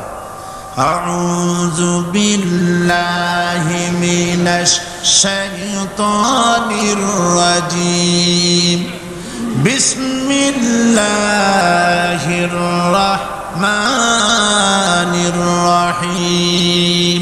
প্রত্যেক অক্ষরে অক্ষরে 10-10 করে নেকি এখন আমাদের নামায় আমলে লেখা হচ্ছে। সুবহানাল্লাহ। গলা ছেড়ে দিয়ে সবাই পড়েন আমার সাথে। আল্লাহু লা ইলাহা ইল্লা হুয়াল হাইয়ুল কাইয়্যুম লা তাখুযুহু সিনাতুন ওয়ালা নাওম লাহু মা ফিস সামাওয়াতি ওয়া মা ফিল আরদ মান الذي يشفع عنده إلا بإذنه يعلم ما بين أيديهم وما خلفهم ولا يحيطون بشيء من علمه إلا بما شاء وسع كرسيه السماوات والأرض ولا يؤوده حفظهما وهو العلي العظيم صدق الله العظيم। আয়াতুল কুরসি হচ্ছে কোরআন শরীফের সর্বশ্রেষ্ঠ আয়াত। সুবহানাল্লাহ। রাসূল বলেছেন আয়াতুল কুরসি হচ্ছে কোরআনে কারীমের সর্বশ্রেষ্ঠ আয়াত। এবং আল্লাহ পাকের তাওহীদের ব্যাপারে, সার্বভৌমত্বের ব্যাপারে এত বিস্তারিত অল্পের মধ্যে আর অন্য কোন আয়াতের মধ্যে ভাবে আসে নাই। এই জন্য আয়াতুল কুরসি এত মর্যাদা। কালকে আরো একটা হাদিস শোনাইছিলাম, বোধহয় নিশ্চয়ই আপনাদের মনে আছে। প্রত্যেক ফরজ নামাজের পরে আয়াতুল কুরসি যে একবার পড়বে, তেলাওয়াত করবে, কিয়ামতের দিন আল্লাহ পাক তার সম্পর্কে সিদ্ধান্ত নেবেন, তাকে জান্নাত দিয়ে দিবেন। সুবহানাল্লাহ কইতে ইচ্ছে করলো না? আলহামদুলিল্লাহ বলবেন না? তার অর্থ হলো এই আয়াতুল কুরসি যদি মানুষ পড়ে আর বোঝে, আর ওই অনুযায়ী যদি আকীদা তৈরি হয়, জীবন তৈরি হয়, তার জীবন জান্নাতের জন্য তৈরি হয়ে যায়। গতকাল আল্লাহ পাকের সার্বভৌমত্বের কথা আমরা আলোচনা করেছিলাম। আজকে আলোচনা করব আল্লাহ পাকের পরিচয়। আল্লাহ পাক তিনি কে? আমরা বলি আল্লাহ। আমরা কি বলি? বলেন সবাই, কি বলি? আমি অনেকবার আপনাদেরকে এই কথাটা বলেছি, বোধহয় নিশ্চয়ই মনে আছে। আল্লাহ এই উচ্চারণটা আমাদের অনেকের হয় না, কেউ বলে না আল্লাহ। আল্লাহ পাকের উচ্চারণটা হচ্ছে, আল্লাহ পাকের নামের উচ্চারণ হচ্ছে আল্লাহ। মুখটা একটু গোল হয়ে যাবে, বলেন আল্লাহ আল্লাহ সুবহানাল্লাহ। পৃথিবীতে বিভিন্ন জাতি তার স্রষ্টাকে, তারা যাকে স্রষ্টা মনে করে বিভিন্ন নামে ডাকে। কেউ বলে ভগবান, কেউ বলে ঈশ্বর, কেউ বলে পরমেশ্বর, কেউ বলে বিধাতা, কেউ বলে গড। বিভিন্ন নামে লোকেরা এভাবে ডাকে। তো ভগবান বললে তার প্রতিশব্দে স্ত্রীলিঙ্গে কি আসে? বলে ভগবতী। ঈশ্বর বললে স্ত্রীলিঙ্গে কি আসে? ঈশ্বরী। বিধাতা বললে তার স্ত্রীলিঙ্গে কি আসে? বিধাত্রী। গড, এটার স্ত্রীলিঙ্গে আসলে কি হবে? তো প্রত্যেকটি, তারা যে ভাষায় আল্লাহকে ডাকে, প্রত্যেকটি ভাষায় স্ত্রীলিঙ্গে একটি প্রতিশব্দ আসে। আল্লাহ এর স্ত্রীলিঙ্গে, এর প্রতিশব্দে আরেকটি শব্দ কি গোটা বিশ্ব খুঁজে পাওয়া যাবে? জোরে বলেন, যাবে? যাবে না। এবং অন্যান্য নামগুলি সন্ধি বিচ্ছেদ করলে অর্থই হবে না। গড, এটাকে যদি উল্টায় বলা হয় তাহলে কি হয়ে যাবে? এবার দেখুন, আল্লাহ এই নাম, আল্লাহর পরিচয় কি? যদি বলা হয় যে আল্লাহর পরিচয় কি, শুধু আল্লাহ দিয়ে আল্লাহকে চেনা যাবে, আল্লাহকে চেনা যাবে। আল্লাহ রাব্বুল আলামিন বলছেন, আল্লাহু লা ইলাহা ইল্লা হুয়াল হাইয়ুল কাইয়্যুম। আল্লাহ হচ্ছেন তিনি, যিনি ছাড়া কোনো ইলাহ নাই, মাবুদ নাই, উপাস্য নাই। সুবহানাল্লাহ। এখন আল্লাহর যদি প্রথম একটা অক্ষর আলিফ ছেড়ে দেওয়া হয় তাহলে থাকবে কি? লিল্লাহ। এই লিল্লাহ দিয়েও কেউ যদি আল্লাহর পরিচয় পেতে চায় তাহলে পেয়ে যাবে। আল্লাহ রাব্বুল আলামিন কোরআনে কারীমের ভিতরে শুধু লিল্লাহ দিয়েও আল্লাহকে চেনার ব্যবস্থা করেছেন। লিল্লাহি মা ফিস সামাওয়াতি ওয়া মা ফিল আরদ। আকাশ এবং জমিনের সার্বভৌমত্বের একচ্ছত্র মালিকানা কার? আল্লাহ পাকের। এখন লিল্লাহ থেকে একটা লাম ছেড়ে দেন, কি থাকবে? লাহু। এই লাহু দিয়েও আল্লাহর পরিচয় পাওয়া যাবে, যাবে না? কোরআন বলছে, লাহু মাকালিদুস সামাওয়াতি ওয়াল আরদি ইউবসিতুর রিজকা লিমান ইয়াশা। আকাশ এবং জমিনের রিজকের চাবিকাঠি আল্লাহ পাকের কাছে, যারে খুশি তিনি পর্যাপ্ত রিজক তিনি দান করেন। সুবহানাল্লাহ। এবার লাহুর লাম ছেড়ে দেন, থাকবে কি? একটা অক্ষর। এই একটি অক্ষর দিয়ে আল্লাহ পাকের চেনা যাবে। ইন্নাহু হুয়াল গফুরুর রহিম। তিনি হচ্ছেন মহা ক্ষমাশীল, দয়াবান। আল্লাহর পরিচয় আল্লাহকে দিয়েই জানা যায়। আল্লাহর পরিচয় হচ্ছে তিনি এই আকাশ সৃষ্টি করেছেন, এই জমিন সৃষ্টি করেছেন, মানব গোষ্ঠীকে সৃষ্টি করেছেন। আকাশের স্রষ্টাকে, জমিনের স্রষ্টাকে, মানুষের স্রষ্টাকে আল্লাহ পাক। দেখুন, আল্লাহ পাক আকাশের স্রষ্টা, জমিনের স্রষ্টা, মানুষের স্রষ্টা। এই কথাকে ভুলিয়ে দেওয়ার জন্য, এই কথাটিকে ভুলিয়ে দেওয়ার জন্য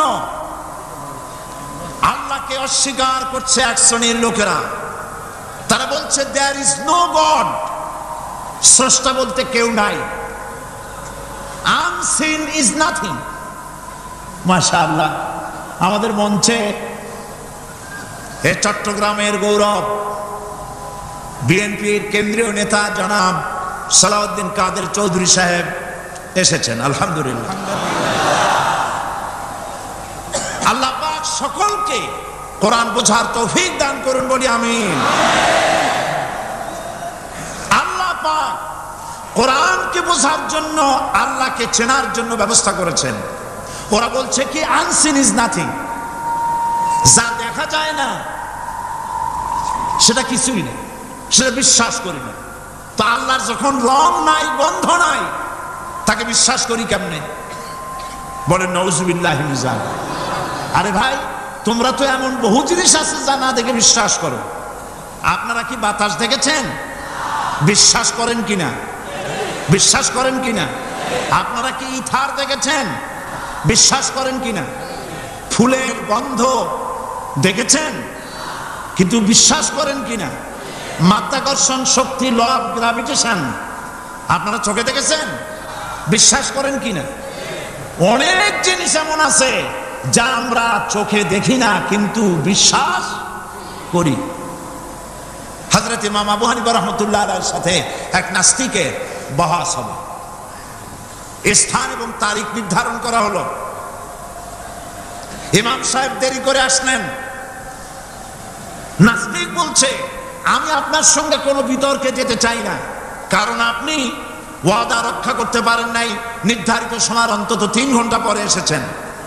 তিনি বললেন, আমি কেন দেরি করলাম সেটা তো তুমি জিজ্ঞেস করবে। আচ্ছা বলেন কেন দেরি করেছেন? তিনি বললেন, দেখো, এই জায়গায় আসার পথে একটা নদী বেঁধেছিল, তো আমি আসবো কি করে? আমার কাছে পারাপারের কোনো বন্দোবস্ত ছিল না। এক পর্যায়ে হতাশ হয়ে গেলাম, আমার বোধহয় যাওয়াই হবে না। শেষ পর্যন্ত আমি দেখতে পেলাম হঠাৎ করে আমার পাশে একটা ফলের বীজ পড়লো, তা দিয়ে একটা গাছ অঙ্কুরিত হলো। দেখছি না তার গাছটা একটা ময়ূর হয়ে পরিণত হয়ে গেল। কই থেকে একটা করাতে সে গাছটা কেটে ফেলে দিল। ফটাফট কতগুলি তক্তা বেরিয়ে আসলো। কোথার থেকে একটা হাতুড়ি আর কতগুলি লোহা এসে ঠাস ঠাস করে বাড়ি লেগে একটা কিস্তি তৈরি হয়ে গেল। কিস্তিটার ধাপায় পড়লো নদীতে, আমি লাফ দিয়ে উঠলাম, তাই পার হয়ে আসতে যা দেরি হলো। নাস্তিক বলছে, আপনার সাথে আমি জানছিলাম যে আপনি অত্যন্ত বুদ্ধিমান মানুষ, কিন্তু যে ঘটনা শুনাইলেন আপনার স্ক্রু একটাও টাইট আছে বলে মনে হয় না। আপনার সাথে আর কোনো বহস নয়। তিনি বললেন, কেন? কয় বহস না, আপনি বলছেন যে এইরকম একটা গাছ চারা হয়ে গেল, সাথে সাথে বিনা মিস্ত্রিতে গাছটা কাটলো, তারপর এটা দিয়ে তক্তা হইলো, লোহা আসলো, হাতুড়ি হইলো, বিনা মিস্ত্রিতে কিস্তি তৈরি হয়ে গেল, নৌকা এটা পড়লো নদীতে, আর বিনা মাঝিতে আপনি পার হয়ে আসলেন। এটা কি আদৌ সম্ভব? ইমাম আবু হানিফা রাহমাতুল্লাহ আলাইহি বলছেন, তোমার সাথে আমি কোনো কিতাব দিয়ে ঝগড়া করব না, কোনো কিতাব দিয়ে আমি তোমার সাথে বহস করব না। এই একটি দৃষ্টান্ত তোমার জন্য যথেষ্ট। একটা মিস্ত্রি ছাড়া যদি একটা কিস্তি তৈরি না হতে পারে, একটা গাছ কেটে তক্তা যদি না হতে পারে, এই বিশাল আকাশ, এই বিশাল জমিন, আর তোমার মতো এরকম একটা সুন্দর মানুষ বিনা মিস্ত্রিতে, বিনা স্রষ্টায় তৈরি হলো কেমনে? এক কথায় নাস্তিক বলছে, আমার জীবনের ভুল ধরা পড়ল। নাস্তিক বলছে, জীবনের ভুল ধরা পড়েছে, আমি মুসলমান হয়ে গেলাম। লা ইলাহা ইল্লাল্লাহু মুহাম্মাদুর রাসূলুল্লাহ।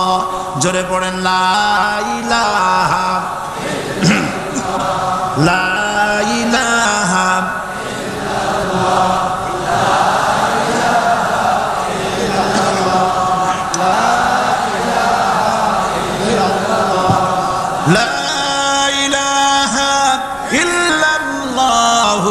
মুহাম্মাদুর রাসূলুল্লাহ। প্রিয় কোরআন পাগল ভাই সব, মাহফিল কর্তৃপক্ষ আমাকে স্লিপ দিয়েছে। প্রচন্ড চাপ সৃষ্টি হয়েছে চতুর্দিকের রাস্তা, মানুষ বসার জায়গা পাচ্ছে না, দাঁড়াবারও জায়গা নাই। আমরা তো এই মাঠ টেনে লম্বা করতে পারবো না, তবে আপনারা একটু চেপে বসতে বোধহয় ভালো হয়। আপনারা কি রাগ করবেন নাকি? তাহলে বসা অবস্থায় দাঁড়াবেন না মোটেই? বসা অবস্থায় সামনের দিকে একটু এগিয়ে আসা যায় কিনা? তাহলে তাই করুন। দাঁড়াবেন না কেউ, বসা অবস্থায় সামনে চাপেন। আর দাঁড়ানো ভাইরা সুযোগ গ্রহণ করেন, জোরে সোরে জিকির করেন সুবহানাল্লাহ ওয়ালহামদুলিল্লাহ লা ইলাহা ইল্লাল্লাহ, সুবহানাল্লাহ ওয়ালহামদুলিল্লাহ লা ইলাহা ইল্লাল্লাহ। আরো জোরে পড়েন সুবহানাল্লাহ ওয়ালহামদুলিল্লাহ লা ইলাহা ইল্লাল্লাহ, সুবহানাল্লাহ ওয়ালহামদুলিল্লাহ লা ইলাহা ইল্লাল্লাহ, লা ইলাহা ইল্লাল্লাহ মুহাম্মাদুর রাসূলুল্লাহ। আমি দাঁড়াতে বলি নাই, মেহেরবানি করে বসুন, কান মন দিয়ে আল্লাহর পরিচয় শুনুন। কেবলমাত্র হতভাগা কপাল পোড়া যারা, তারাই নাস্তিক হতে পারে, ঠিক কিনা? আমি মনে করি না এই মাহফিলে কোনো নাস্তিক আসছে। আমি বিশ্বাস করি সকলে আল্লাহরে বিশ্বাস করে, কোন আলহামদুলিল্লাহ। কিন্তু কপাল পোড়া না, তারা বলে আল্লাহ নাই। এই ধরনের এক কপাল পোড়া ঢাকা বিশ্ববিদ্যালয় ছিল, মরছে। তার মৃত্যুতে দেশের প্রধানমন্ত্রী বলেছেন জাতির অপূরণীয় ক্ষতি হলো। আমি বললাম অপূরণীয় ক্ষতি হয় নাই, শয়তানটা কমছে। সে মরার আগে বলেছে কি জানেন? মরার আগে বলেছে আমার লাশ গোসল হবে না, দাফন হবে না। এইটারে মরার পরে তোমরা মেডিকেল কলেজে দিয়ে দিবা, তারা আমাদের কাটা ছেঁড়া করিয়া অপারেশন শিখবে। বেচারা বুঝতে পারছে যে মরার পর তার অবস্থাটা কি হবে। তো এদিক থেকে কাটা ছেঁড়া করে যদি শেষ করে দেয় সেই ভালো, কবরে না যায়। তাকে রাখা হলো বাথরুমের ডিপ ফ্রিজের ভেতরে। কদিন পরে তার অন্তিম ইচ্ছে অনুযায়ী মেডিকেল কলেজে পাঠানো হলো। ছাত্র শিক্ষকরা যখনই শুনেছে যে ওই লাশ আসতেছে, তারা রাস্তায় দাঁড়ায় বলছে আল্লাহ রাস্তায় মাপ চাই, এটার এদিকে আনবেন না। কারণ জীবনে বাইসে থাকতে যে আল্লাহরে স্বীকার করে নাই, ওরে অপারেশন করে যা শেখবো এতে শুধুই মরবে, বাঁচবে না কেউ। এরপরে সলিমুল্লাহ মেডিকেল কলেজে নেওয়া হলো, তারাও একই কথা বললো। শেষ পর্যন্ত নিয়ে ডিপ ফ্রিজে রাখছে। এখন কোথায় আছে আমি জানি না। এখন লাশের অবস্থা এই হয়েছে যে রাস্তায় যদি ভালায় দেয় কুত্তাও খাবে না। কারণ এত বাসি লাশ, আমার দেশের কুত্তা এত অভদ্র না যে এত বসা লাশ খাবে। আল্লাহকে অমান্য করলে পরে, অস্বীকার করলে পরে আল্লাহ পাক এইভাবে শাস্তি দেন। আর এগুলোর নাম হলো বুদ্ধিজীবী। এগুলোর নাম কি? বুদ্ধিজীবী। আর বুদ্ধিজীবী এটা হচ্ছে জীবী। জীবী মানে কি? পেশা। মৎস্য বিক্রি করে যারা জীবিকা উপার্জন করে তাদের কি বলে? যারা চিকিৎসা শাস্ত্র এই দিয়ে যারা জীবিকা নির্বাহ করে তাদেরকে কি বলা হয়? যারা আইন ব্যবসা করে, আইন ব্যবসা করে জীবিকা নির্বাহ করে তাদের কি বলা হয়? যারা কৃষি পণ্য উৎপাদন করে জীবিকা নির্বাহ করে তাদেরকে কি বলে? আর যারা বুদ্ধি বিক্রি করে ভারতের পা চাটা গোলামি করে তাদের কি বলে? এই কোরআন শরীফে কিন্তু কোথাও বুদ্ধির কথা নাই, সব আছে জ্ঞানের কথা। কোরআন শরীফে কি আছে? কোথাও বুদ্ধির কথা নাই, সব জায়গায় জ্ঞানের কথা। কোরআন শরীফে কি এ কথা আছে হে আল্লাহ তুমি আমার বুদ্ধি বাড়ায় দাও? আছে? কোরআন শরীফে আল্লাহ রাব্বুল আলামিন শিখায় দিয়েছেন, বলো রব্বি জিদনি ইলমা। পড়েন সবাই, রব্বি জিদনি ইলমা। আয় আল্লাহ তুমি আমার বুদ্ধি বাড়াও নাকি? তুমি আমার কি বাড়াও? আমার জ্ঞান বাড়াও। ওয়াল্লাযীনা উতুল ইলমা দারাজাত, আল্লাহ পাক বলছেন যাকে আমি জ্ঞান দান করছি তার মর্যাদা বৃদ্ধি করে দিয়েছি। সুবহানাল্লাহ, জ্ঞানের মর্যাদা বেশি। বুদ্ধি, পৃথিবীতে শ্রেষ্ঠ বুদ্ধিজীবী হচ্ছে বুদ্ধিজীবীদের নেতা, বুদ্ধিজীবীদের সর্দার, যে তার নাম কি জানেন? শয়তান। বড় বুদ্ধিজীবীর নাম কি? শয়তান। দেখেন ওর বুদ্ধি। আর আদম আলাইহিস সালামকে আল্লাহ পাক কি দিয়েছিলেন? ইলম। কি দিয়েছিলেন? ওয়া আল্লামা আদামাল আসমা কুল্লাহা, আমি আদমকে কি দিছি? জ্ঞান দান করেছি। শয়তান হলো বুদ্ধিজীবী। ও বুদ্ধিজীবী করলো কি দেখেন, আল্লাহ পাক বললেন আদমকে সৃষ্টি করে উসজুদু লি আদামা ফাসাজাদু ইল্লা, আল্লাহ রাব্বুল আলামিন উপস্থিত সকলকে হুকুম করলেন আমার আদমকে সেজদা দাও। সবাই সেজদা করলো না কে? মিস্টার ইবলিস সেজদা করলো না। আল্লাহ পাক প্রশ্ন করলেন, ইবলিস তুমি আমার হুকুম মানলে না কেন? কেন তুমি সেজদা করলে না? শয়তান তখন বুদ্ধির আশ্রয় নিল। শয়তান বলল,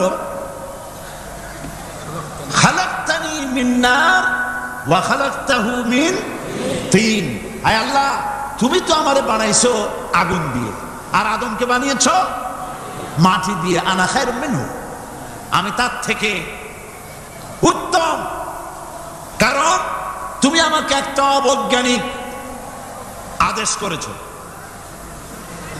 মাটির গতি নিম্নমুখী আর আগুনের গতি ঊর্ধ্বমুখী। ঊর্ধ্বমুখী জিনিসকে নিম্নমুখী জিনিসের সামনে মাথা নত করতে বলা সম্পূর্ণ আনসাইন্টিফিক। এই জন্য আমি এটা মানতে পারিনি। আল্লাহ পাক বললেন কিচ্ছু না, মানুষ জায়গা না পাই আসতেছে, বসান। এখানে যারা দাঁড়িয়েছে বসা লোকেরা তাদেরকে বসা দেন, বসেন। আরে ভাই আপনারা বোঝেন না কেন? আপনারা বোঝেন না কেন?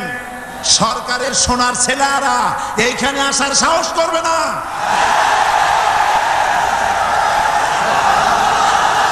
জায়গা পায় না।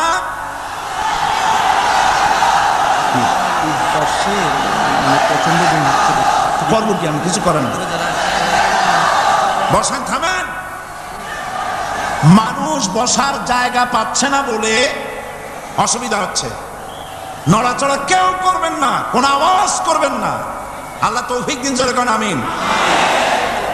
আল্লাহ পাক বলেন ইন্নাকা রাজিম মারদুদ, তোর উপরে আল্লাহর লানত অভিশাপ, আমার দরবার থেকে বেরিয়ে যা। তাহলে এই হলো বুদ্ধির দশা। এবার দেখেন জ্ঞানের দশা কি। জ্ঞান দেওয়া হয়েছিল কারে বলেন? একটা জিনিস লক্ষ্য করুন, আল্লাহ পাকের হুকুম শয়তান লঙ্ঘন করেছে। আদম আলাইহিস সালামও হুকুম কি করেছেন? অমান্য করেছেন। করেন নাই? ভয় পান না কি বলতে? আদম আলাইহিস সালাম আল্লাহ পাকের হুকুম অমান্য করছেন কিনা? অমান্য করেছেন। কি আল্লাহ পাক বলেছেন? এই জান্নাতের সব কিছু নাজ নেয়ামত ভোগ করো, কিন্তু এই গাছের কাছেও যেও না। নিষেধ করেন নাই? হযরত আদম আলাইহিস সালাম ভুল করলেন, আল্লাহ নিষিদ্ধ বৃক্ষের কাছে গেলেন, স্বামী স্ত্রী দুজনে নিষিদ্ধ ফল ভক্ষণ করলেন। এরপরে হযরত আদম আলাইহিস সালাম মহা চিন্তার ভিতরে পড়ে গেলেন, কি সর্বনাশ করলাম। এখন যদি আল্লাহ যদি আমারে প্রশ্ন করেন আমার হুকুম কেন অমান্য করলে, তাহলে আমি কি জবাব দেব? আদম আলাইহিস সালামের কাছে জবাব ছিল না জবাব? তিনি যদি বুদ্ধির আশ্রয় গ্রহণ করতেন তাহলে তিনি বলতেন, আল্লাহ পাক যখনই প্রশ্ন করেছিলেন তিনি বলতে পারতেন যে আল্লাহ আমি না হয় একটা ভুল করছি, ঠিক আছে আমি একটা ভুল করে ফেলেছি, কিন্তু তুমি বলো জান্নাতের এত সব গাছ লাগাইলা যেগুলির ফল খাওয়া যাবে, এমন একটা গাছ কেন তুমি সেখানে লাগাইছো যে গাছের কাছেও যাবে না, ফল খাওয়া যাবে না, এমন একটা বিপদ আমার ভাবাই লাগান। তিনি যদি বুদ্ধির আশ্রয় নিতেন তাহলে এরকম কথা বলতে পারতেন। আবুল বাশার সমস্ত সৃষ্টি জগতের আদি পিতা হযরত আদম আলাইহিস সালামকে আল্লাহ পাক জ্ঞান দান করেছিলেন। তিনি বুদ্ধির আশ্রয় গ্রহণ না করে তিনি জ্ঞান দ্বারা বুঝতে পারলেন সবলকে দুর্বলকে যদি বাঁচতে হয় মহাশক্তিধরের সামনে বিনা শর্তে মাথা নিচু করে দিতে হয়, আর্গুমেন্ট করা যায় না। সত্য সত্যি আল্লাহ প্রশ্ন করলেন, আদম আমার হুকুমটা ভাঙলা কেন? হযরত আদম আলাইহিস সালাম কোন আর্গুমেন্ট পেশ না করে তিনি বিনয়ের সাথে কেঁদে কেঁদে বললেন, রব্বানা যালামনা আনফুসানা ওয়া ইন লাম তাগফির লানা ওয়া তারহামনা লানাকুনান্না মিনাল খাসিরিন। সবাই পড়েন, রব্বানা যালামনা আনফুসানা ওয়া ইন লাম তাগফির লানা ওয়া তারহামনা লানাকুনান্না মিনাল খাসিরিন। হায় আল্লাহ পাক, আমি আমার নফসের উপরে জুলম করেছি, অত্যাচার করেছি, তুমি যদি আমাকে ক্ষমা না করো, দেখেন জ্ঞান কত, তুমি যদি আমাকে ক্ষমা না করো আর আমার প্রতি যদি করুণা না করো, তার মানে হলো শুধু ক্ষমা করলে হবে না, শুধু ক্ষমা করলে হবে না, ক্ষমা করে আমার প্রতি করুণা করে আবার তোমার রহমতের কোলে টেনে নিতে হবে, নইলে পরে লানাকুনান্না মিনাল খাসিরিন, ক্ষতিগ্রস্ত হয়ে যাব। মাফও করবা, করুণাও করবা। সুবহানাল্লাহ ওয়া বিহামদিহি। আল্লাহ পাক দুজনকেই পাঠায় দিলেন। শয়তান আসলো, শয়তান হইয়া আদম আলাইহিস সালাম হলেন, তার ভুল মাফ হয়ে গেল, নবুয়তের মর্যাদা দিয়ে আল্লাহ পাক পৃথিবীতে পাঠায় দিলেন। সুবহানাল্লাহ। সুতরাং কোরআন শরীফে কোথাও বুদ্ধির কথা নাই, জ্ঞানের কথা আছে। আল্লাহ পাক বলছেন, আমি আদম, আমি দাউদ এবং সুলাইমানকে জ্ঞান দান করেছি, ইব্রাহিমকে জ্ঞান দান করেছি। কোরআন শরীফের বহু জায়গায় শুধু জ্ঞানের কথাই বলা হয়েছে। সুবহানাল্লাহ। সুতরাং বুদ্ধিজীবী, এই বুদ্ধিজীবীরা তারা আসল জ্ঞানটা নাই। আসল জ্ঞান কোনটা বলেন? কোনটা? ডক্টর শহীদুল্লাহ মরহুম, আমি অনেকবার বলেছি তার কথা, আল্লাহ তাকে জান্নাতুল ফেরদাউস নসিব করুন, বলেন আমিন। ডক্টর শহীদুল্লাহ মরহুম বলতেন তার লোকদেরকে যে তোমরা বিদেশ থেকে অনেক ডিগ্রি নামের আগে আনতে পারো, তোমরা পণ্ডিত, একথা আমি স্বীকার করি, কিন্তু কোরআন শরীফের জ্ঞান যদি না থাকে তাহলে পণ্ডিতের আগে আর একটা শব্দ বসবে, মূর্খ পণ্ডিত। কোরআনের জ্ঞান পাণ্ডিত্যকে পরিপূর্ণ করে দেয়, কারণ ওমা উতীতুম মিনাল ইলমি ইল্লা কালিলা। সুবহানাল্লাহ। আল্লাহ পাক বলছেন তোমাদেরকে সামান্যতম জ্ঞান দান করেছি। কতটুকুন জ্ঞান? কতটুকুন? সামান্যতম জ্ঞান দান করেছি। ইল্লা কালিল বলা হয়নি, কালিলা, সামান্যতম। তমর অর্থ যারা বোঝেন তারা নিশ্চয়ই বুঝতে পারেন তমটা কি। সামান্যতম, সামান্যের সামান্যের কত কত সামান্যতম তো আল্লাহ পাক ভালো জানেন। এই জন্য আমি বলি, এই যে আল্লাহ সামান্যতম জ্ঞান আমাদের দিলেন, সুবহানাল্লাহ, এই সামান্যতম জ্ঞান যদি এইরকম হয়, গোটা পৃথিবীটা এখন নজরুল ইসলাম আমাদের জাতীয় কবি, আল্লাহ তারেও বেহেশত দান করুন, কোন আলহামদুলিল্লাহ, জোরে বলেন আমিন। নজরুল ইসলামও কবি, আর আমাদের দেশেও সরকারের ঘোষিত কবি, প্রধান কবি। একজন জাতীয় কবি তিনি বলছেন, মসজিদেরই পাশে আমার কবর দিও ভাই, যেন সকাল সন্ধে মুয়াজ্জিনের আজান শুনতে পায়। জাতীয় কবি। আর এই সরকারের দৃষ্টিতে প্রধান কবি যিনি, তিনি বলছেন, ফজরের আজান যখন শুনি মনে হয় বেশ্যা তার খরিদ্দার ডাকতেছে।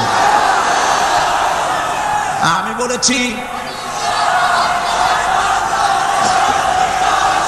বলেছি এটা তো তুমি শুনবাই, কারণ ছাত্র জীবন থেকে ওই আওয়াজ শোনার যাদের অভ্যেস, বুড়া হইছে এখনো বেশার আওয়াজ ছাড়ার কানে কিছুই আসে না। নাউজুবিল্লাহ, নাউজুবিল্লাহ, আল্লাহর লানত। বন্ধুগণ, মানুষ নাস্তিক হয় কখন? যখন তার কাছে আসল জ্ঞান থাকে না। কোরআন হচ্ছে আসল জ্ঞান। কাজী নজরুল ইসলাম বলেছেন, আজ থেকে কত বছর আগে, বিশ্ব নিখিল দেখবো আমি আপন হাতের মুঠায় পুরে। আজকে পৃথিবী আপনার মুঠায় আসছে না? উনি দেখে যান নাই, কিন্তু আসছে কিনা? আজকের পৃথিবীর নাম হয়েছে গ্লোবাল ভিলেজ। গোটা পৃথিবী এখন একটা পল্লী। আমেরিকার নির্বাচনের ফলাফল আমরা এখানে বসে দেখতেছি, দেখতেছেন কিনা? আমেরিকা একটা প্যাঁচ লাগিয়ে গেছে না? কালকে বলছি আমেরিকা তো এরকমের বাংলাদেশি প্যাঁচ লাগা উচিত ছিল না, কিন্তু প্যাঁচটা লাগলো কেন? আমার মনে হয় যে আমাদের দেশের সরকার প্রধান বারবার যাওয়াতে এই রোগ ওখানেও সংক্রামিত হয়েছে।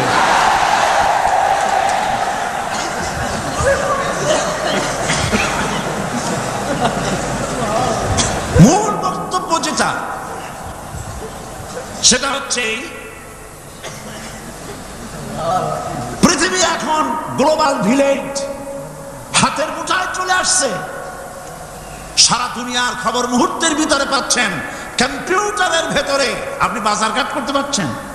আপনার বাড়িতে কম্পিউটার টিপে, আমি এবার লন্ডন থেকে যখন আসতেছিলাম, এনসাইক্লোপিডিয়া ব্রিটানিকা 2000 সালের বইটা আনতে চাইলাম। তোরা বললো আপনি এটা নেবেন কেমনে? এ তো প্রায় 2 মণ ওজন হয়ে যাবে, এত ভাড়া দেবেন কেমনে প্লেনের? এটা 28 খণ্ড, 2 মণ ওজন হবে, দামও হবে জনমের মতো। তা বললাম তাহলে আমি নেবো কেমনে? কই যে ডিস্ক নিয়ে যান, কম্পিউটার ডিস্ক। মারাত্মক কথা, সেটা কেমনে? ওরা আমাকে একটা কিনে দিয়ে দিল, এতটুকুন একটা ডিস্ক। এটা ঢুকাই দিলে 2 মণ 28 খণ্ড এর মধ্যে ঢুকে গেছে। কি আজীব তামাশা! আপনার কম্পিউটার কে নাকি প্রশ্ন করেছিল যে বর্তমান যুগ তো কম্পিউটারের যুগ, ভবিষ্যতের যুগ কি হবে? যে জবাব বলেছে ভবিষ্যৎ হবে বেশি কম্পিউটারের যুগ। গোটা দুনিয়া মানুষের মাথার মধ্যে আল্লাহ ঢুকাই দিচ্ছেন, সুবহানাল্লাহ বলবেন না? বিজ্ঞানের আবিষ্কার দেখে যারা কোরআন জানে না, বিজ্ঞানের প্রতি আকৃষ্ট হয়ে তারা মনে করে বিজ্ঞান বুঝি সব। না, বিজ্ঞানের আবিষ্কার যত বাড়বে কোরআন বোঝা তত সহজ হবে। তাও সুবহানাল্লাহ কইতে ইচ্ছা করে না? বিজ্ঞানের আবিষ্কার যত বাড়বে, কিয়ামত পর্যন্ত পৃথিবীর বিজ্ঞানীরা কোরআনের সামনে ভিক্ষুকের মতো 2টি হাত পেতে দাঁড়িয়ে থাকবে। কারণ ইয়াসিন ওয়াল কোরআনিল হাকিম, এটা বিজ্ঞানময় কোরআন। জোরে বলেন সুবহানাল্লাহ। বিজ্ঞান দিয়ে ভরা, সুবহানাল্লাহ। আমি অবাক হই, আল্লাহ বলছেন ওমা উতিতু মিনাল ইলমি ইল্লা কালিলা, সামান্যতম জ্ঞান দিছি। যখন আমি পাথফাইন্ডারের কথা শুনলাম, মঙ্গল গ্রহে গেছে 8 মাস সময় লাগলো, প্রতি মিনিটে 1600 মাইল গতিবেগে, প্রতি মিনিটে 1600 মাইল গতিবেগে 8 মাস পথ অতিক্রম করে মঙ্গল গ্রহে অবতীর্ণ করলো পাথফাইন্ডার। পর্দাটা ফেটে গেল, ছোট্ট 10 কেজি ওজনের একটা গাড়ি বেরিয়ে গেল, 4 চাকার একটা গাড়ি। ওর মধ্যে পাওয়ারফুল ক্যামেরা ট্যামেরা আরো কি কি ছিল, সেটা ওখান থেকে ফটোগুলি ক্যাচ করছে আর ট্রান্সমিট করে দিচ্ছে নাসা। সেখানে বিজ্ঞানীরা বসে দেখতেছে পৃথিবীর মাটি থেকে 49 কোটি কিলোমিটার দূরে মঙ্গল গ্রহের ছবি ওখান থেকে আসতেছে। এক পর্যায়ে বিজ্ঞানীরা তারা দেখতে পেল যে এই পাথফাইন্ডারটা চলতে গিয়ে একটা পাথরের সাথে ধাক্কা লেগে কাইট হয়ে পড়ে গেছে। এখন এটা কাইট হয়ে পড়ে গেছে, এখন তো তার ফাংশন বন্ধ হয়ে গেছে। বিজ্ঞানীরা মাটির পৃথিবীতে বসে কম্পিউটার মনিটরিং করে 49 কোটি কিলোমিটার দূরের কাইট হয়ে পড়ে যাওয়া পাথফাইন্ডারকে সোজা করে দিল। আমি চিন্তা করি আল্লাহ পাক বলছেন ওমা উতিতু মিনাল ইলমি ইল্লা কালিলা, তোমাদের সামান্যতম জ্ঞান দিছি। এই যদি হয় সামান্যতম জ্ঞান, আমার আল্লাহর জ্ঞান কত বড়! এ হচ্ছে আমার আল্লাহ।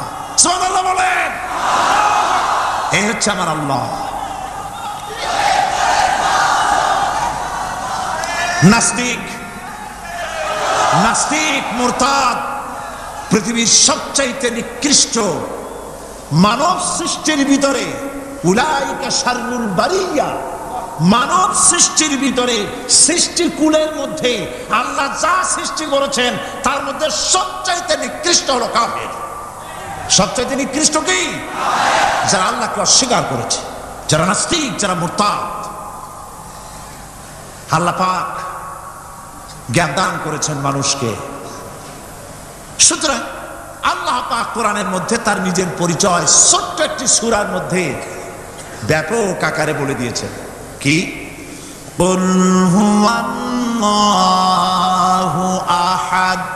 সবাই পড়েন আমার সাথে, কুল হুয়াল্লাহু আহাদ আল্লাহুস সামাদ লাম ইয়ালিদ ওয়া লাম ইউলাদ ওয়া লাম ইয়াকুন লাহু কুফুয়ান আহাদ। আল্লাহ পাক বলেন আল্লাহ এক এবং একক, তিনি কারো মুখাপেক্ষী নন, তিনি কাউকে জন্ম দেন নাই, তাকেও কেউ জন্ম দেয়নি। আকাশ আর জমিনে আল্লাহর সমকক্ষ কেউ নাই।